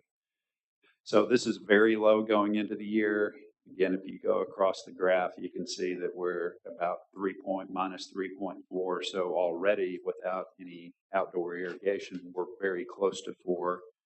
As we start getting into the warmer months again and people are irrigating outdoors, that number will certainly drop down probably between 4 and 5. So again, this is what we use based on the 4 different factors to go between stages generally. And so that next slide right there, that is what Clinton kind of just summarized. But this is in the ordinance. It looks at the local drought index and then the drought stage according to that measurement calculation. Okay, this is a map of the state of Texas with the U.S. Drought Monitor prepares. For February 14th, you can see Gillespie County had a drought ranging from severe to exceptional, right near that bullseye right there in the center of the state. The one that was calculated a year ago in 2022, we were in a moderate drought. So we've certainly gone into worse conditions here in the last 12 months. Next slide. Here is an interesting chart that shows breaks the annual rainfall down and assigns it as to whether it's you're in a drought situation or if you're in a wet time of year. And as you can see, this is certainly a cyclic relationship. If you look about from 1970 out to about 2007, overall, we were in a fairly wet period. Compare that to the 50s when we were in our drought of record. This certainly points out that these droughts are a very common thing here in this part of the state. The next slide. What we did here was highlight those years where we were in exceptional drought, and this goes back for 2000. Again, the 2011 is really highlighted there as our most significant time that we experienced drought. However, here recently we've come close to being not as bad, but close. Next slide. This is a summary of the exceptional drought going back to the 1800s. And again, you can see the cyclic nature that we are in with these cyclic drought years starting in the teens. Then we fall out of it, go back into it in the 50s, tend to drop out of the extreme droughts into the 2000s. And then here recently, 2011, we're back in it. Again, showing the cyclic nature of droughts. Next slide. Our droughts are tied in very closely with what occurs in the Pacific, with the heating and cooling of the waters out there. When the waters are cool, it's called La Nina, and when that occurs, we tend to have drier conditions here in this part of the United States. Next slide. The opposite is when the Pacific warms, and it's termed El Nino. At that time, we tend to have more wetter conditions than what we see in the La Nina. The storms tend to track more across the southern tier of the United States. Next slide. Here's a chart showing where the models are projecting us to be out into the future. Currently, we are just right now in February leaving La Nina and entering into neutral conditions. And those are when this index is between -0.5 and 0.5. Those are considered neutral. And we're projected to go into those and stay into neutral conditions until May, June, July, which then hopefully we transfer back into El Nino. So the second half of this year is projected to be an El Nino year, which hopefully will mean we will get out of this drought. Next slide. This is just another chart showing the projections, and that we have a 50% chance of being in El Nino the second half of the year with those red bars. Next slide. You covered this, right? Didn't you, Chris? So I won't need to go over that. Next slide. This is just the water levels from the two city well fields. This is the Knopf well field, showing that we are higher now than what we were 30 days ago, but still 13.5 feet lower than a year ago.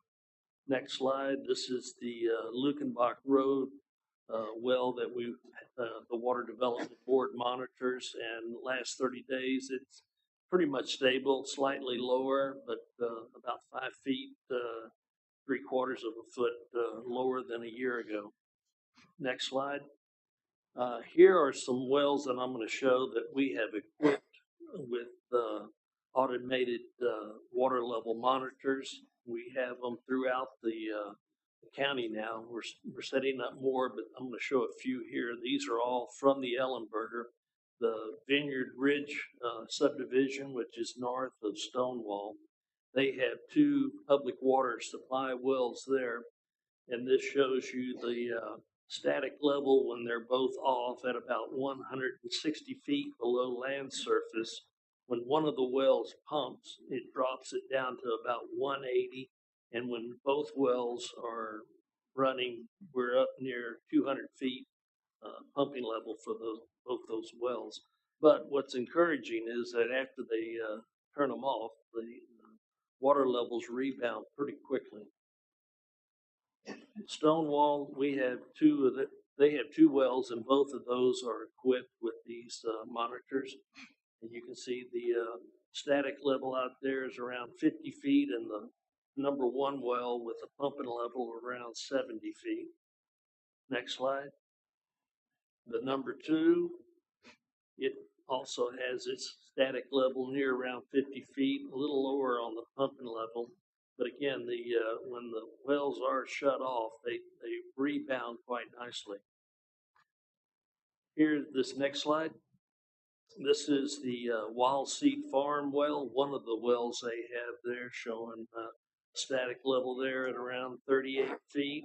Pumping levels vary depending upon how long they pump the well. But again, it rebounds fairly nicely. Next slide.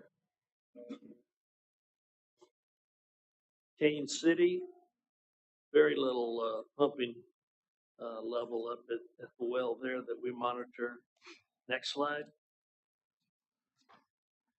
Here is all of the data that we obtain from the wells that we check monthly. We have about 30 plus wells that we monitor at the beginning of each month, along with the wells that we have equipped with automated water level monitoring equipment. And you can see the difference between the February and the January measurement is that just about everything is up. The one well on the 1376 that shows a difference, that is due to the fact that it was pumping when it was measured in February. But all of the other wells show a pretty significant rebound, which is very common. This is due to the fact that pumpage does drop off, but also we see an impact from the vegetation that has been dormant. Next slide. However, if we compare this February's levels with those a year ago, we certainly see a major difference in that the effect of the drought is definitely having an impact. However, if we were to take the two pumping wells that were pumping on February 9th out of it, the levels wouldn't be as drastic. They'd be probably between 4 and 8 feet over the area. Next slide. I'm going to finish up with this one. This is a map of Gillespie County. Don't pay attention to all of the lines, but what I wanted to emphasize here is the wells that are able to produce more than 100 gallons per minute. You can see all of the red dots. Those are wells that can't produce that much, but the blue dots that are highlighted, they can produce more than 100 gallons per minute. And as you can see, they're concentrated in the southeast corner of the county, which coincides with where the Ellenberger is. So, and I'll finish with that.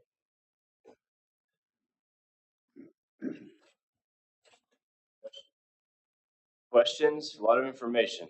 It is. Rosemary Estinson has signed up to speak on this. Rosemary, and then Mr. Studer.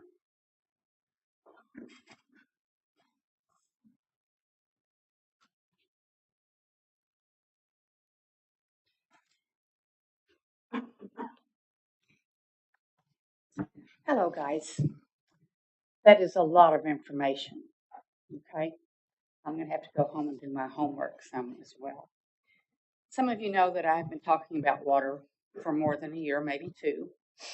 And my stance on water is, guys, we need to pay attention to this now. We should have been paying attention to it, since 2011, because I've lived here a while and I've been here in drought most of the time, okay? Because if we don't have water, we're not going to have development. We're not going to have wine. You can't play pickleball. We're going to have a lot of problems, okay? We have new development out in the county. We have new development in the city.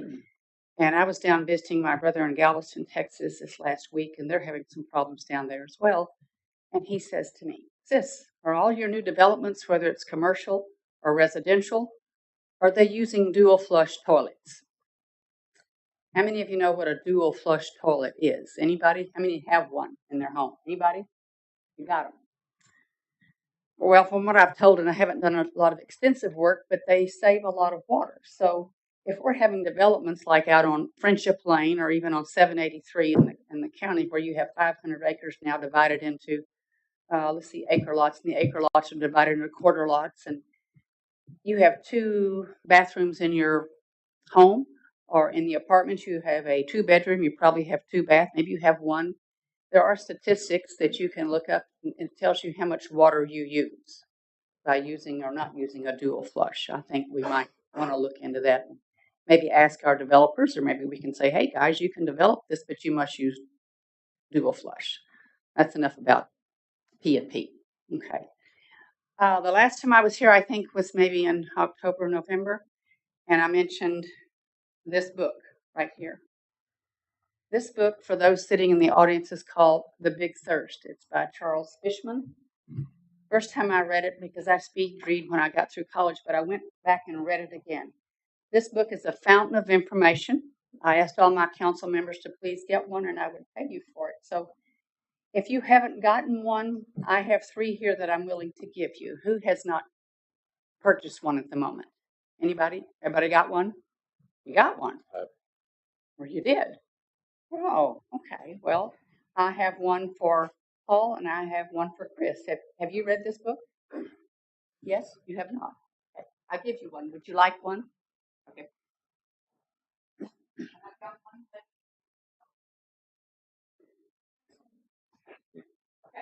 They cost $50. I'm saying it is a fountain of information like what we received from Paul today.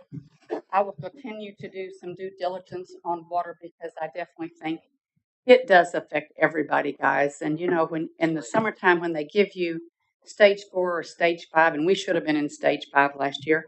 And if you think you should have been, then do it yourself. Don't wait for somebody to tell you. Okay. And pickleball's fine. People at Boot Ranch can play pickleball, and also at Ladybird, tell them to play. That's good exercise and doesn't cost a lot of water. Thank you very much. I do have one book left. Is there anybody here in the audience? Would you like it? It's free. Who? Anybody? You'll take it. All right, George Studer.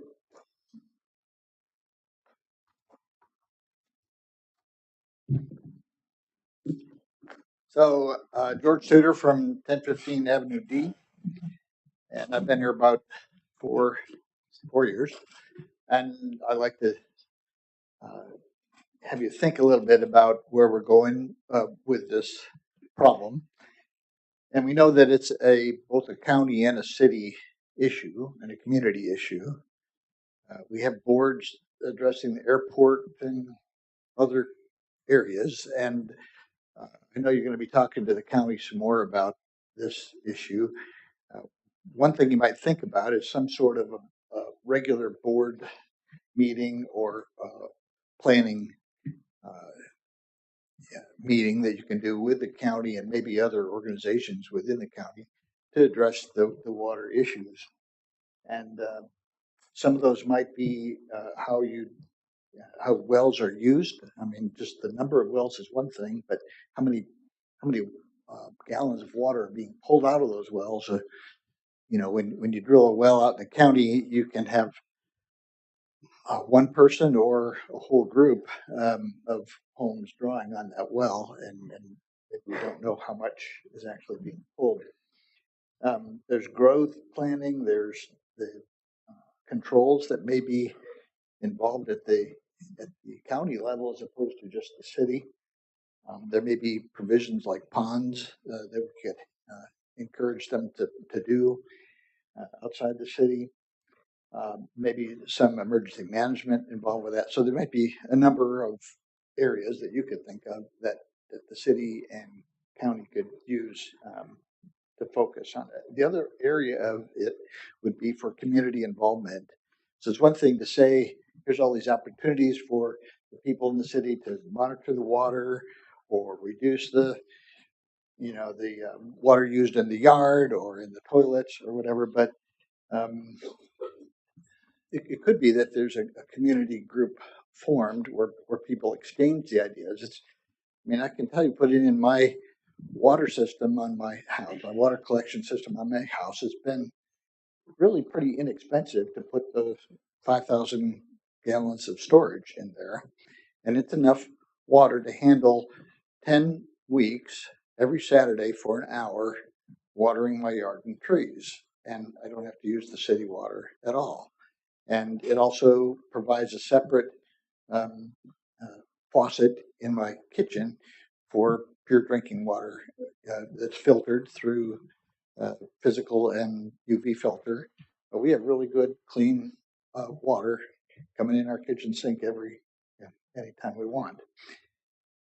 There's different ways to maybe get the contractors that are involved with doing our landscaping and sprinkling systems involved. So a lot of times I'll find a sprinkler head will be blown off, and if it's sprinkling at 6 in the morning and nobody's around, you don't know that it's just wasted water everywhere. And community involvement would help people to know how easy it is to monitor your own system pretty quickly for those leaks and how much you use. I mean, I can tell how much Mary uses the water for take showers, and we can see that pretty easily. George, I'm going to need you to wrap up. Okay, and you could just think outside the box. There's new landscaping that's going in different new developments, and some of it could be water efficient, some not. But a community involvement activity might be worth it. Thank you.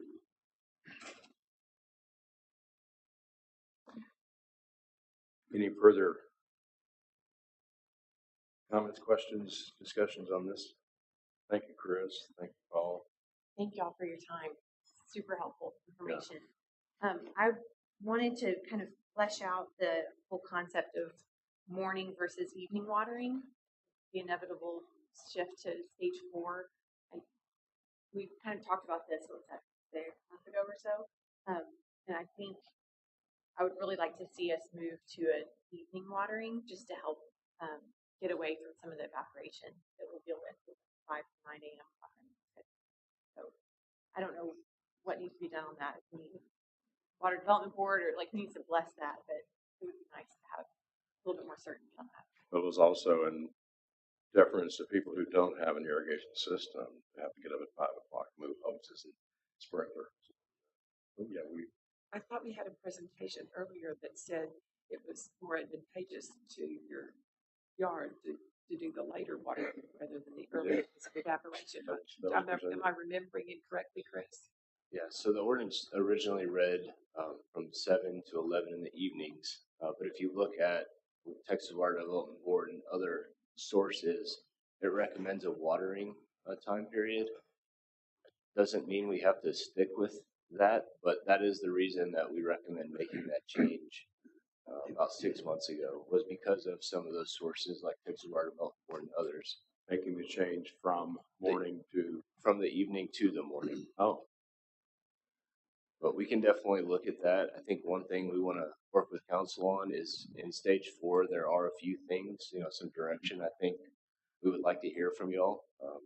As part of a declaration of moving from stage 3 to stage 4, there's just a number of different things. For one, watering variances for new landscape, new yards. That is one of the items that currently if somebody is putting a new yard in, new sod, we give them a watering variance. It's a 30-day variance, allows them to water more than what the current ordinance in stage 3 allows, obviously to establish that. Do we want to continue that? Do we want to continue giving those variances to allow that additional watering? Do we want to kind of hone in? Maybe it's more watering than what the stage allows, but maybe it's a reduction of what our current ordinance says. So really looking at that. Sorry, do we have to have an agenda item to go to stage 4, or can we go to stage 4 now? According to the ordinance, it's my decision, but again, we like to get the council involved in making this decision. So you don't need a motion. No, ma'am. But I'd like to see the recommendations that Chris is talking about for those different items. Right. Yeah, another item. Or just leave it to you. With just common sense, I'd like to plant some trees and shrubs, but I know enough right now that you don't want to do that until we start seeing some rain. I think in a sense you ought to put a moratorium on these new yards. I mean, don't plant right now. I don't disagree with you. Right. And sorry, can we tee that up when we talk about future agenda items? We can get that ready to go for next time. But if Clinton can do it on his own, why would we delay? It looks like now is the time.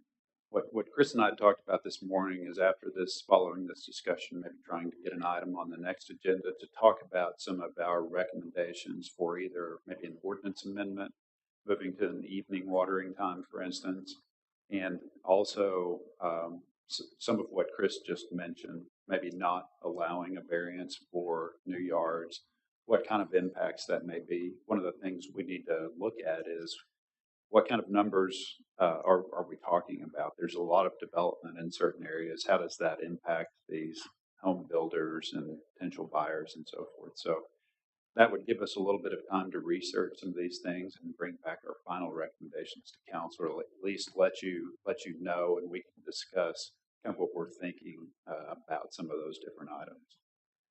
Well, my interest is, and I spoke this before, that y'all deal with those specific recommendations, timing, and so forth.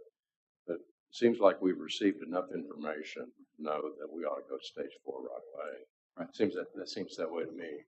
That rather than getting into the summer and deciding, well, should we or shouldn't we, just let the people know right off the bat, this is the year we do that. Right. If that's what the council wishes. I was concerned before when we were talking about going to stage 4 that we weren't doing enough enforcement in stage 3. And from what I've heard, that's really improved. So dramatically to code enforcement. And yes, ma'am. And we're running a lot of those violations through our administrative adjudication process, and people are paying their fines instead of showing up for a hearing. And I think, correct me if I'm wrong, Chris, the first violation is $25. The second is $250. That's my understanding. Yes, and the third is $750. So, we're trying to get compliance. This is a very serious community issue, potentially, if people are not cutting back on their watering. Thank you. Thank you for that presentation, Chris and Paul. Thank you very much. Sure. Paul, the moratorium is still in effect for wells out in the county, right? Can you speak a little bit about that success you're seeing? Yes, the moratorium is in place until probably the beginning of April, I think April 6th. And those are for permitted wells, not domestic or livestock wells, but for wells that are used for irrigation, commercial, municipal. Those they can drill them as registered wells. In fact, before we do a permit on a well, we want to know what it'll do. So we allow them to drill them, but they can't use them until we get the moratorium lifted. And Mayor, if I could just address a few of the comments that were made during public comment. I'll do this in a non-defensive way because Rosemary and I are certainly friends, but one of the first things that Chris and I worked on when we came on board in that 2012, 2013 time frame, and Mayor, you were involved in this too, is a rewrite of our water conservation ordinance. I tried to bring that West Texas water conservation mentality, which Mayor, you're from Odessa. Water is more valuable than gold. We heard that at the Capitol a lot too. Brought that to Fredericksburg. So we basically cut in half the watering time in stage 3 from 16 hours a day to a split time, 4 in the morning, 4 in the evening, 8 hours a day. So if we were watering in the middle of the day, losing a lot of that to evaporation, it wasn't effective. We got a lot more scientific about that. One of the first things we did, and it's been very successful, leak detection survey followed. We went from 12.5% to 1.4%, saving about 100 million gallons of water a year. $30 million investment in water infrastructure over the last decade. This community's never seen investment in water infrastructure to that level, thanks to the council for approving all of the projects that came out of that.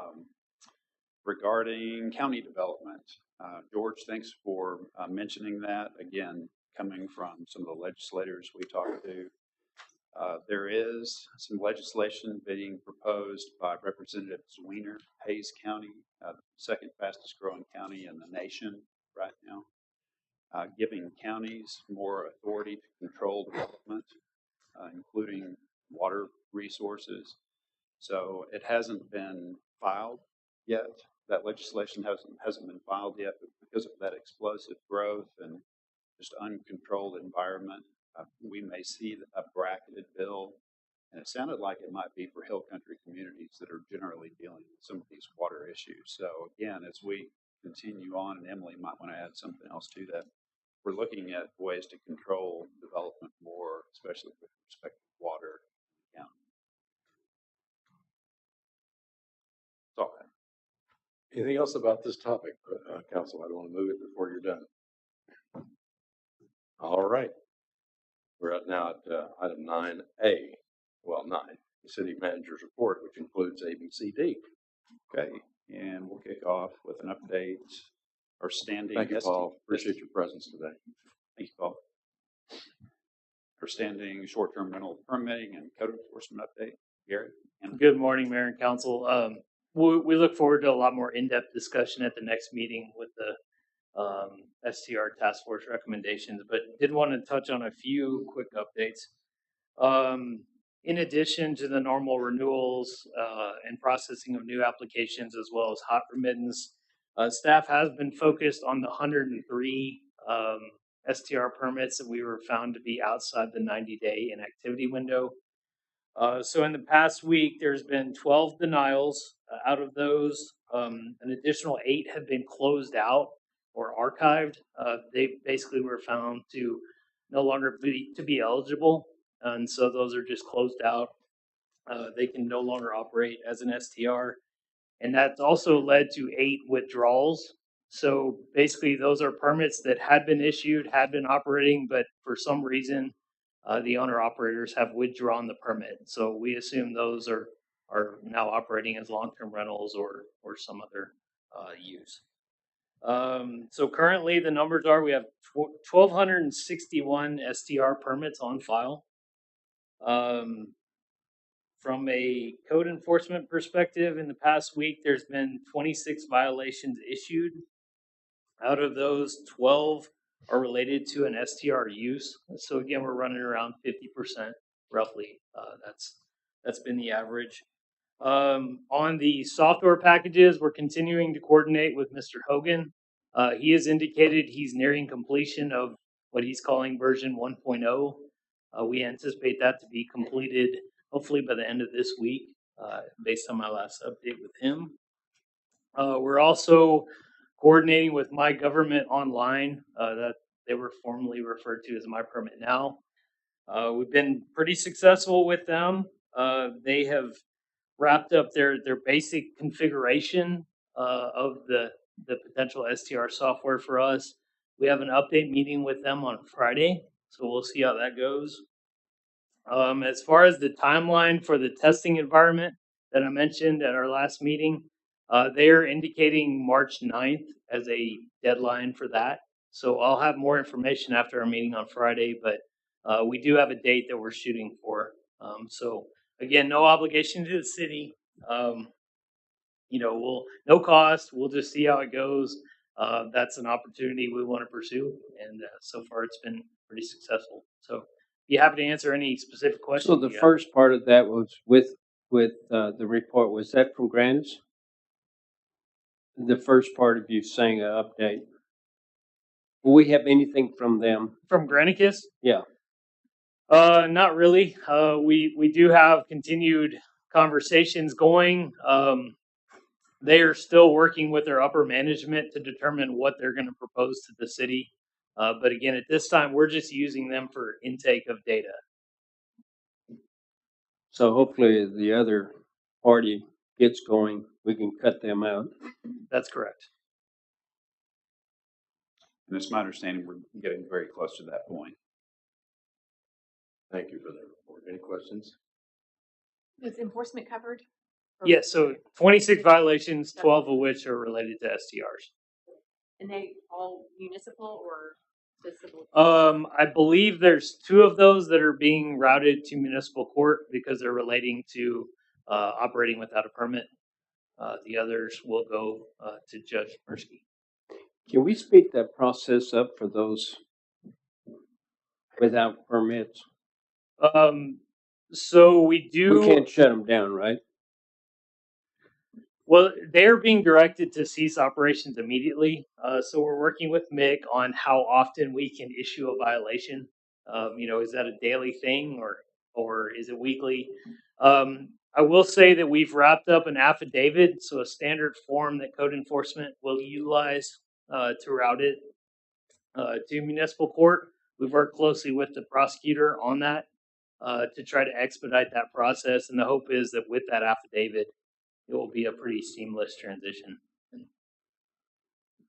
a matter of weeks as opposed to months. No, I understand.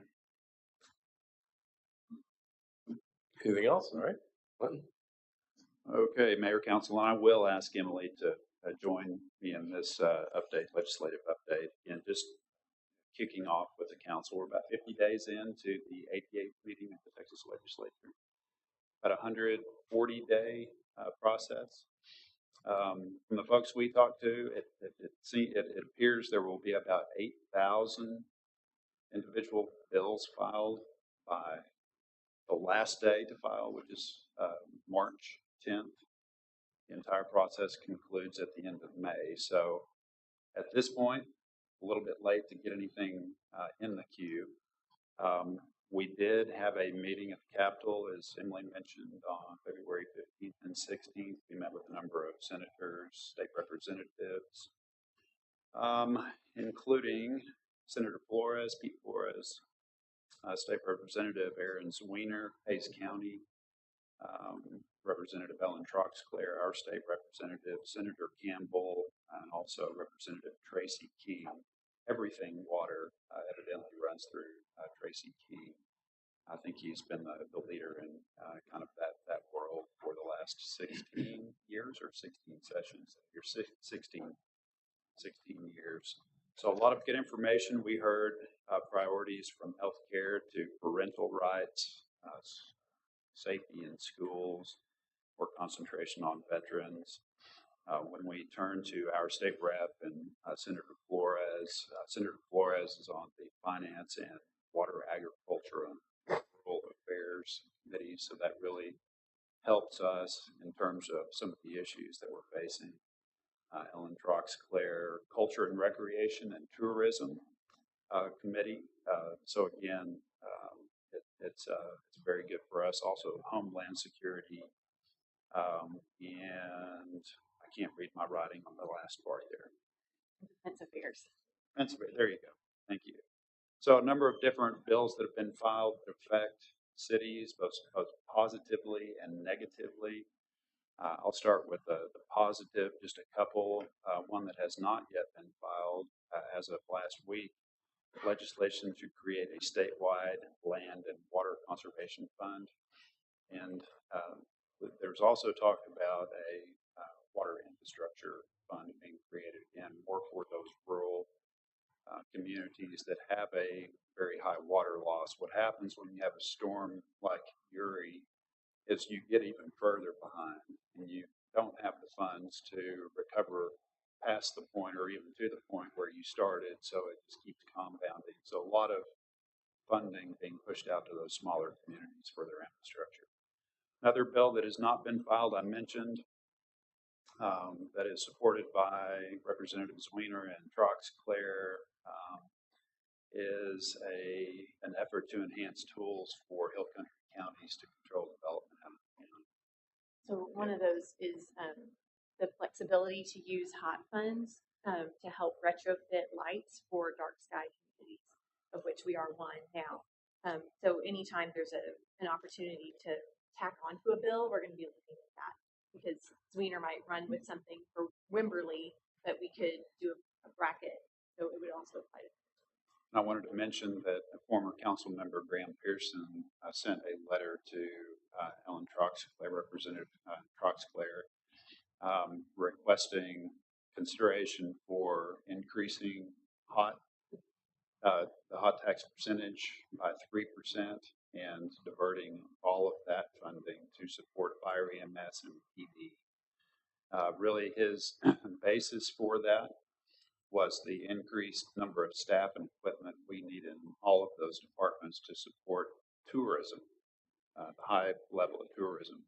Those departments would be much smaller than they are if we were just a town of 10,000. But Wednesday through Sunday now, we grow to about 20 or 30. So we need a lot more resources to accommodate that. One of the great data points that Frank Stead has come up with was a graph so you can actually see the number of call volume over the weekend. And I shared that with Representative Foxclair. I don't know how successful hot funding will be. It's not on the governor's emergency list of very, very important things. So I'm not going to hold my breath on that. But So any chance for rules. So we're hearing, and Emily can speak that she worked in the Capitol for a number of years. We're hearing that it takes about 3 sessions or 3 years to get something probably firmly placed on the table. So one of the things exercises we may go through with the council is legislative priority setting for future sessions. Again, kind of the off season, start talking about that just a little bit more. In terms of the bills that might potentially hurt us, we have a House Bill 1246. We'll send a listing to the council, but House Bill 1246 and Senate Bill 369, the automatic disannexation of areas not receiving full municipal services. That was explained to us that if we annex an area and provide a service plan to that area, and one of the services we're supposed to provide, for instance, is trash, that would be the basis for that area to disannex, and the city would then have to pay back those property taxes to those people that are in that particular area. I think the bills, we don't know the full picture yet because March 10th isn't here yet, but a lot of the issues centering around annexation specifically, and maybe limiting the city's extension of the ETJ, it's usually because of a community that wasn't acting great, and so they're going to make something statewide. Maybe it's just to get attention and have everyone freak out and say, no, this is a bad idea, or maybe they're actually going to do it. So we'll be watching all those. I encourage everyone to talk to your state rep, state senator. Those lines of communication are open. So that's House Bill 1279, it's geographic extent of the ETJ. We have House Bill 1489, restricts the ability of cities and counties to issue certificates of obligation for necessary infrastructure. We bought the Ham property with certificates of obligation. Senate Bill 149, preemption of any city ordinance impacting commercial activity. Short-term rentals were even mentioned as part of this proposed bill, that preemption limiting cities' ability to regulate any type of commercial business.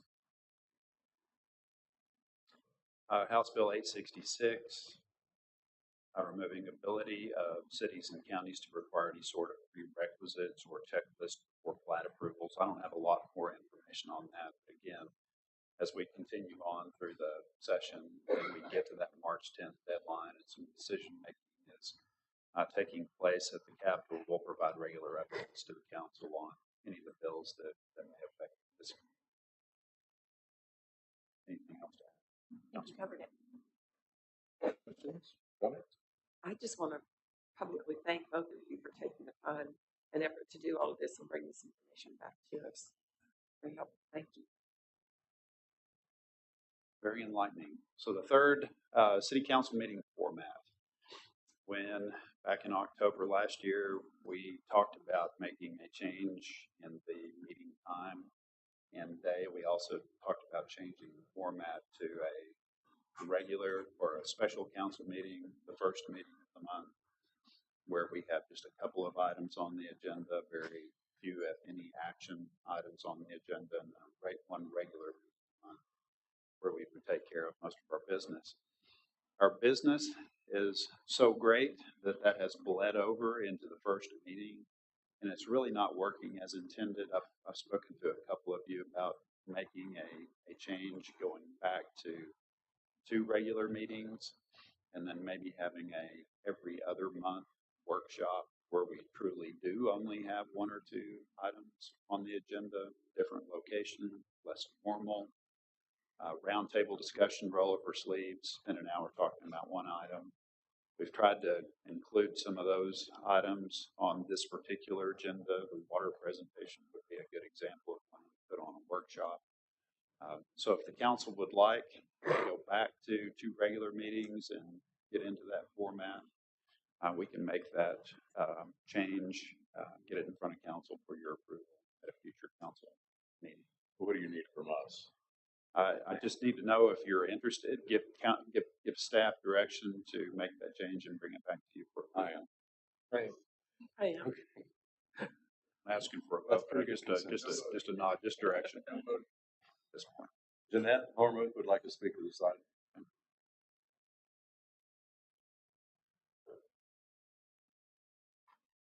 Good morning. Happy day after President's Day. Thank you for this opportunity. When I saw about the agenda item format about the City Council, I wanted to bring to your information something I think is important. That is that the City Council meetings, this is the people's house, basically, in a sense, and that the council meetings are where the people's trustees and public servants, which would be you, conduct the people's business, which is very important. A number of months ago, way back when, the opportunity to speak on a item of concern or just a public comment not as an agenda item had been removed. I want to say that I think it should be returned. The reason why is a couple of things. First of all, just a little kind of structure background. The state constitution, Texas, and this is in every state constitution in some various wordings, all political power is inherent in the people, and all free governments are founded on their authority and instituted for their benefit. The faith of the people of Texas stands pledged to the preservation of a republican form of government, and subject to this limitation only, they have at all times the inalienable right to alter, reform, abolish their government in such manner as they may think expedient. This is also a maxim of law. The maxim of laws are foundational principles of law that are universally accepted as true. It also says all political power is inherent by the people by decree of God, and thus none can exist except it be derived from them. So the people formed the government, the people started the states. The people, the public servants work on the people's behalf, which you do, at the council meetings and all that you do. And so shouldn't the people have the right to give input and not be discriminated that, well, this is not an item on the agenda, so therefore you may not speak. And in the meantime, all of you have the opportunity to speak at whatever you need to say. You have your public comments, you have all this, which is important. So for good government to exist, it means the people need to exercise their right, duty, and obligation to help instruct the public servants, and the public servants have the duty and obligation to follow their oath of office, which is to honor the Constitution, uphold the Constitution, and protect the people's individual rights. Among them are, and they're all enshrined in the Constitution, given to us by God, freedom of speech, freedom of assembly, freedom to read. The freedom of speech includes redressing grievances or speaking, like I'm doing now. So I would like us to kind of right the ship here so that we may be more in line with our Constitution and with kind of the roles that we have. I will say here again, Texas Constitution, the citizens have a right in a peaceable manner to assemble together for the common good and apply to those invested with the powers of government for redress of grievances or other purposes by petition, address, or remonstrance. Additionally, I've given you 4 minutes over the normal 3, and I try to be fair to everybody and restrict it to 3. Okay. If you'd wrap it up. Well, anyway, you get the point that please return that. because it belongs here. This is the people's house. Thank you.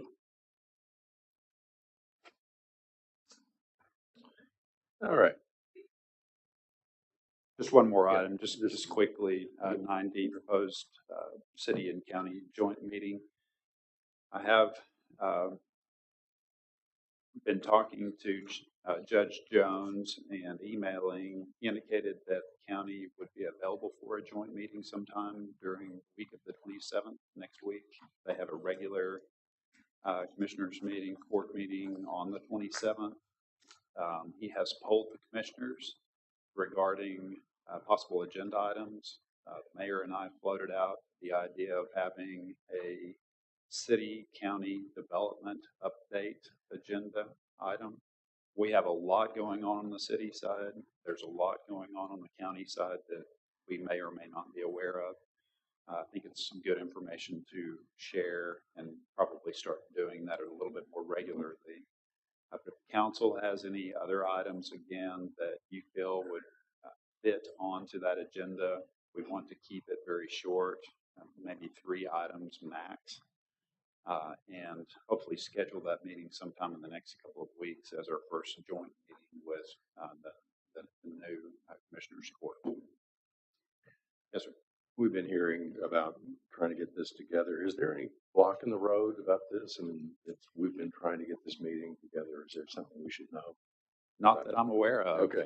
You know, a lot of new folks and new seats over there, and I think they're trying to get their feet on the ground before they have any kind of joint meeting. They're trying to get their business in order. Okay. It seems, and Emily might be able to add to that just based on the commissioner court meetings you've attended. But I reached out to Daniel again this morning and asked for a follow up. I think you were copied on that, Mayor, and hopefully I'll hear back from him and we can get that scheduled and underway. So do we need to send our availability the week of the 27th to you? If you could do that, yes, ma'am. Again, I'm trying to nail something down over the next couple of weeks. Availability for something specific or just general? I mean, For the joint for the joint meeting. Specific time. And what I'm thinking about for the joint meeting is probably 8:30 to noon, and just keep that pretty open right there. Maybe 9 to noon on any day. Any day. Yeah, the week of the 27th. Okay, Judge week of Jones the 27th. Thank you. That's what I was looking for. So they've got commissioners court on Monday, Yeah. the 27th at 9. Okay. It usually goes till about 10:30, and then Okay. We'll do. Everybody will send their availability that week in the morning. Are we talking about 27th? The week of the 27th, next week. Yes, on that, Clinton? No, sir. Thank you. Item number 10, future agenda items. I've already stated that the March 7th, we'll have the STR task force report. Correct. And we've added a couple here. Starting out with, of course, consideration of approval of minutes. We have a public hearing, discussion, and possible action regarding always stops at 3 different intersections. Garrett, you want to keep that one on at this point? These are 3 intersections we've been talking about for a number of years. West Travis, North Cherry. There's an STR on one corner, a lot of activity on another corner of that intersection. Live Oak, Post Oak, again, driven by all the development, recent development in that area. We feel that's justified. And then West Creek, South Bowie Street is another one that we have looked at for a number of years. That's a side distance issue next to the church right there. Mayor, we had our, I think, second town hall right there. You see how much traffic is going down, up and down Bowie Street right there. So again, those are the 3 we're talking about. Short-term rental, STR task force, presentation, discussion, consideration of the Texas Association against Fredericksburg annexations versus City of Fredericksburg executive session. And we have we'll follow up with any amendments that we have to the water conservation ordinance. Also give you an update on our final thoughts on any other restrictions under stage 4. And then finally, I wanted to ask the council, Mayor, if you wanted to have an item to discuss Vince Michelle's contract, which we have dollars in the budget. I would for extension of that, so we can add that. And that's all we have. I have one additional item. The hospital has requested that the easement discussion, be put back on the agenda as well. Got that request yesterday afternoon.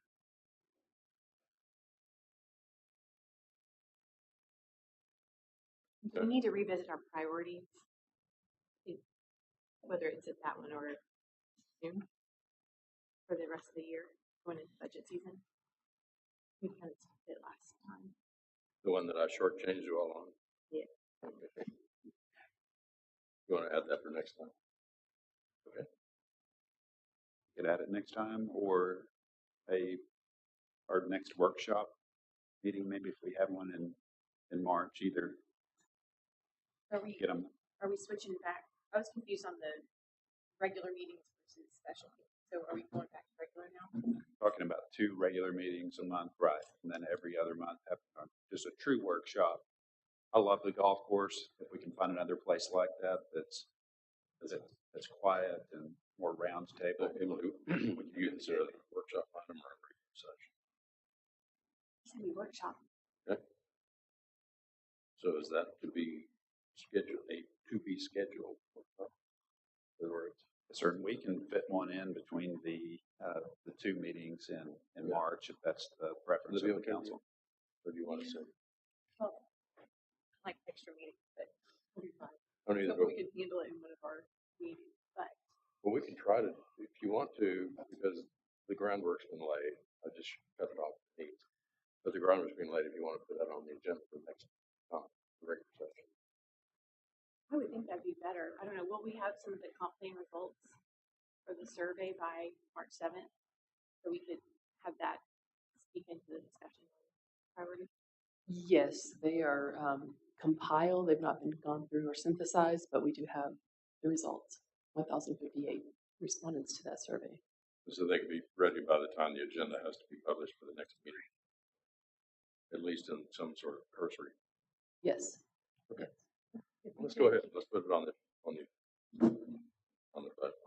regular session next week. Next time. Thank you.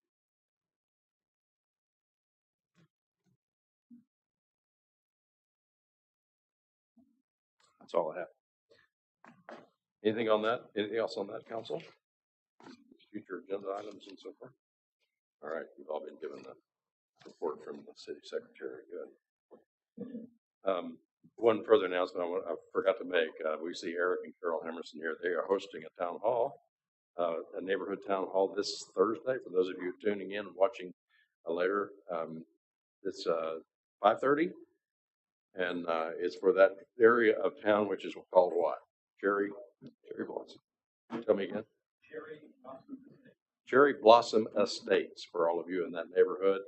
5:30 at the Hammerson's house in the area. Thank you, Eric and Carol, for hosting that. And this is one of the series of 27 or so per year we're doing out in neighborhoods, encouraging people to walk across the street and have a town hall. Anything else? All right, I'll take a motion to go into executive. I move we go into executive session. Second. I have a motion and second to go from regular session into executive session. All in favor say aye. Aye. Any opposed? Thank you, ladies and gentlemen. Are we going to stand here? I don't care. Is it?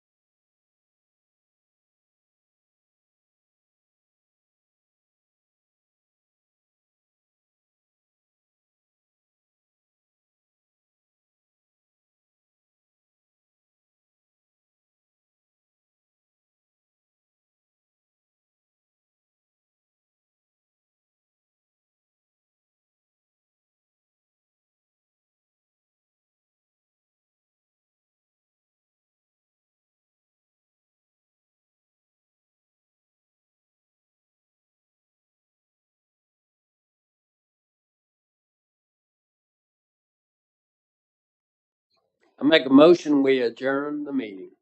Second. I have a motion and second to adjourn the meeting. All in favor say aye. Aye. Any opposed? We are adjourned.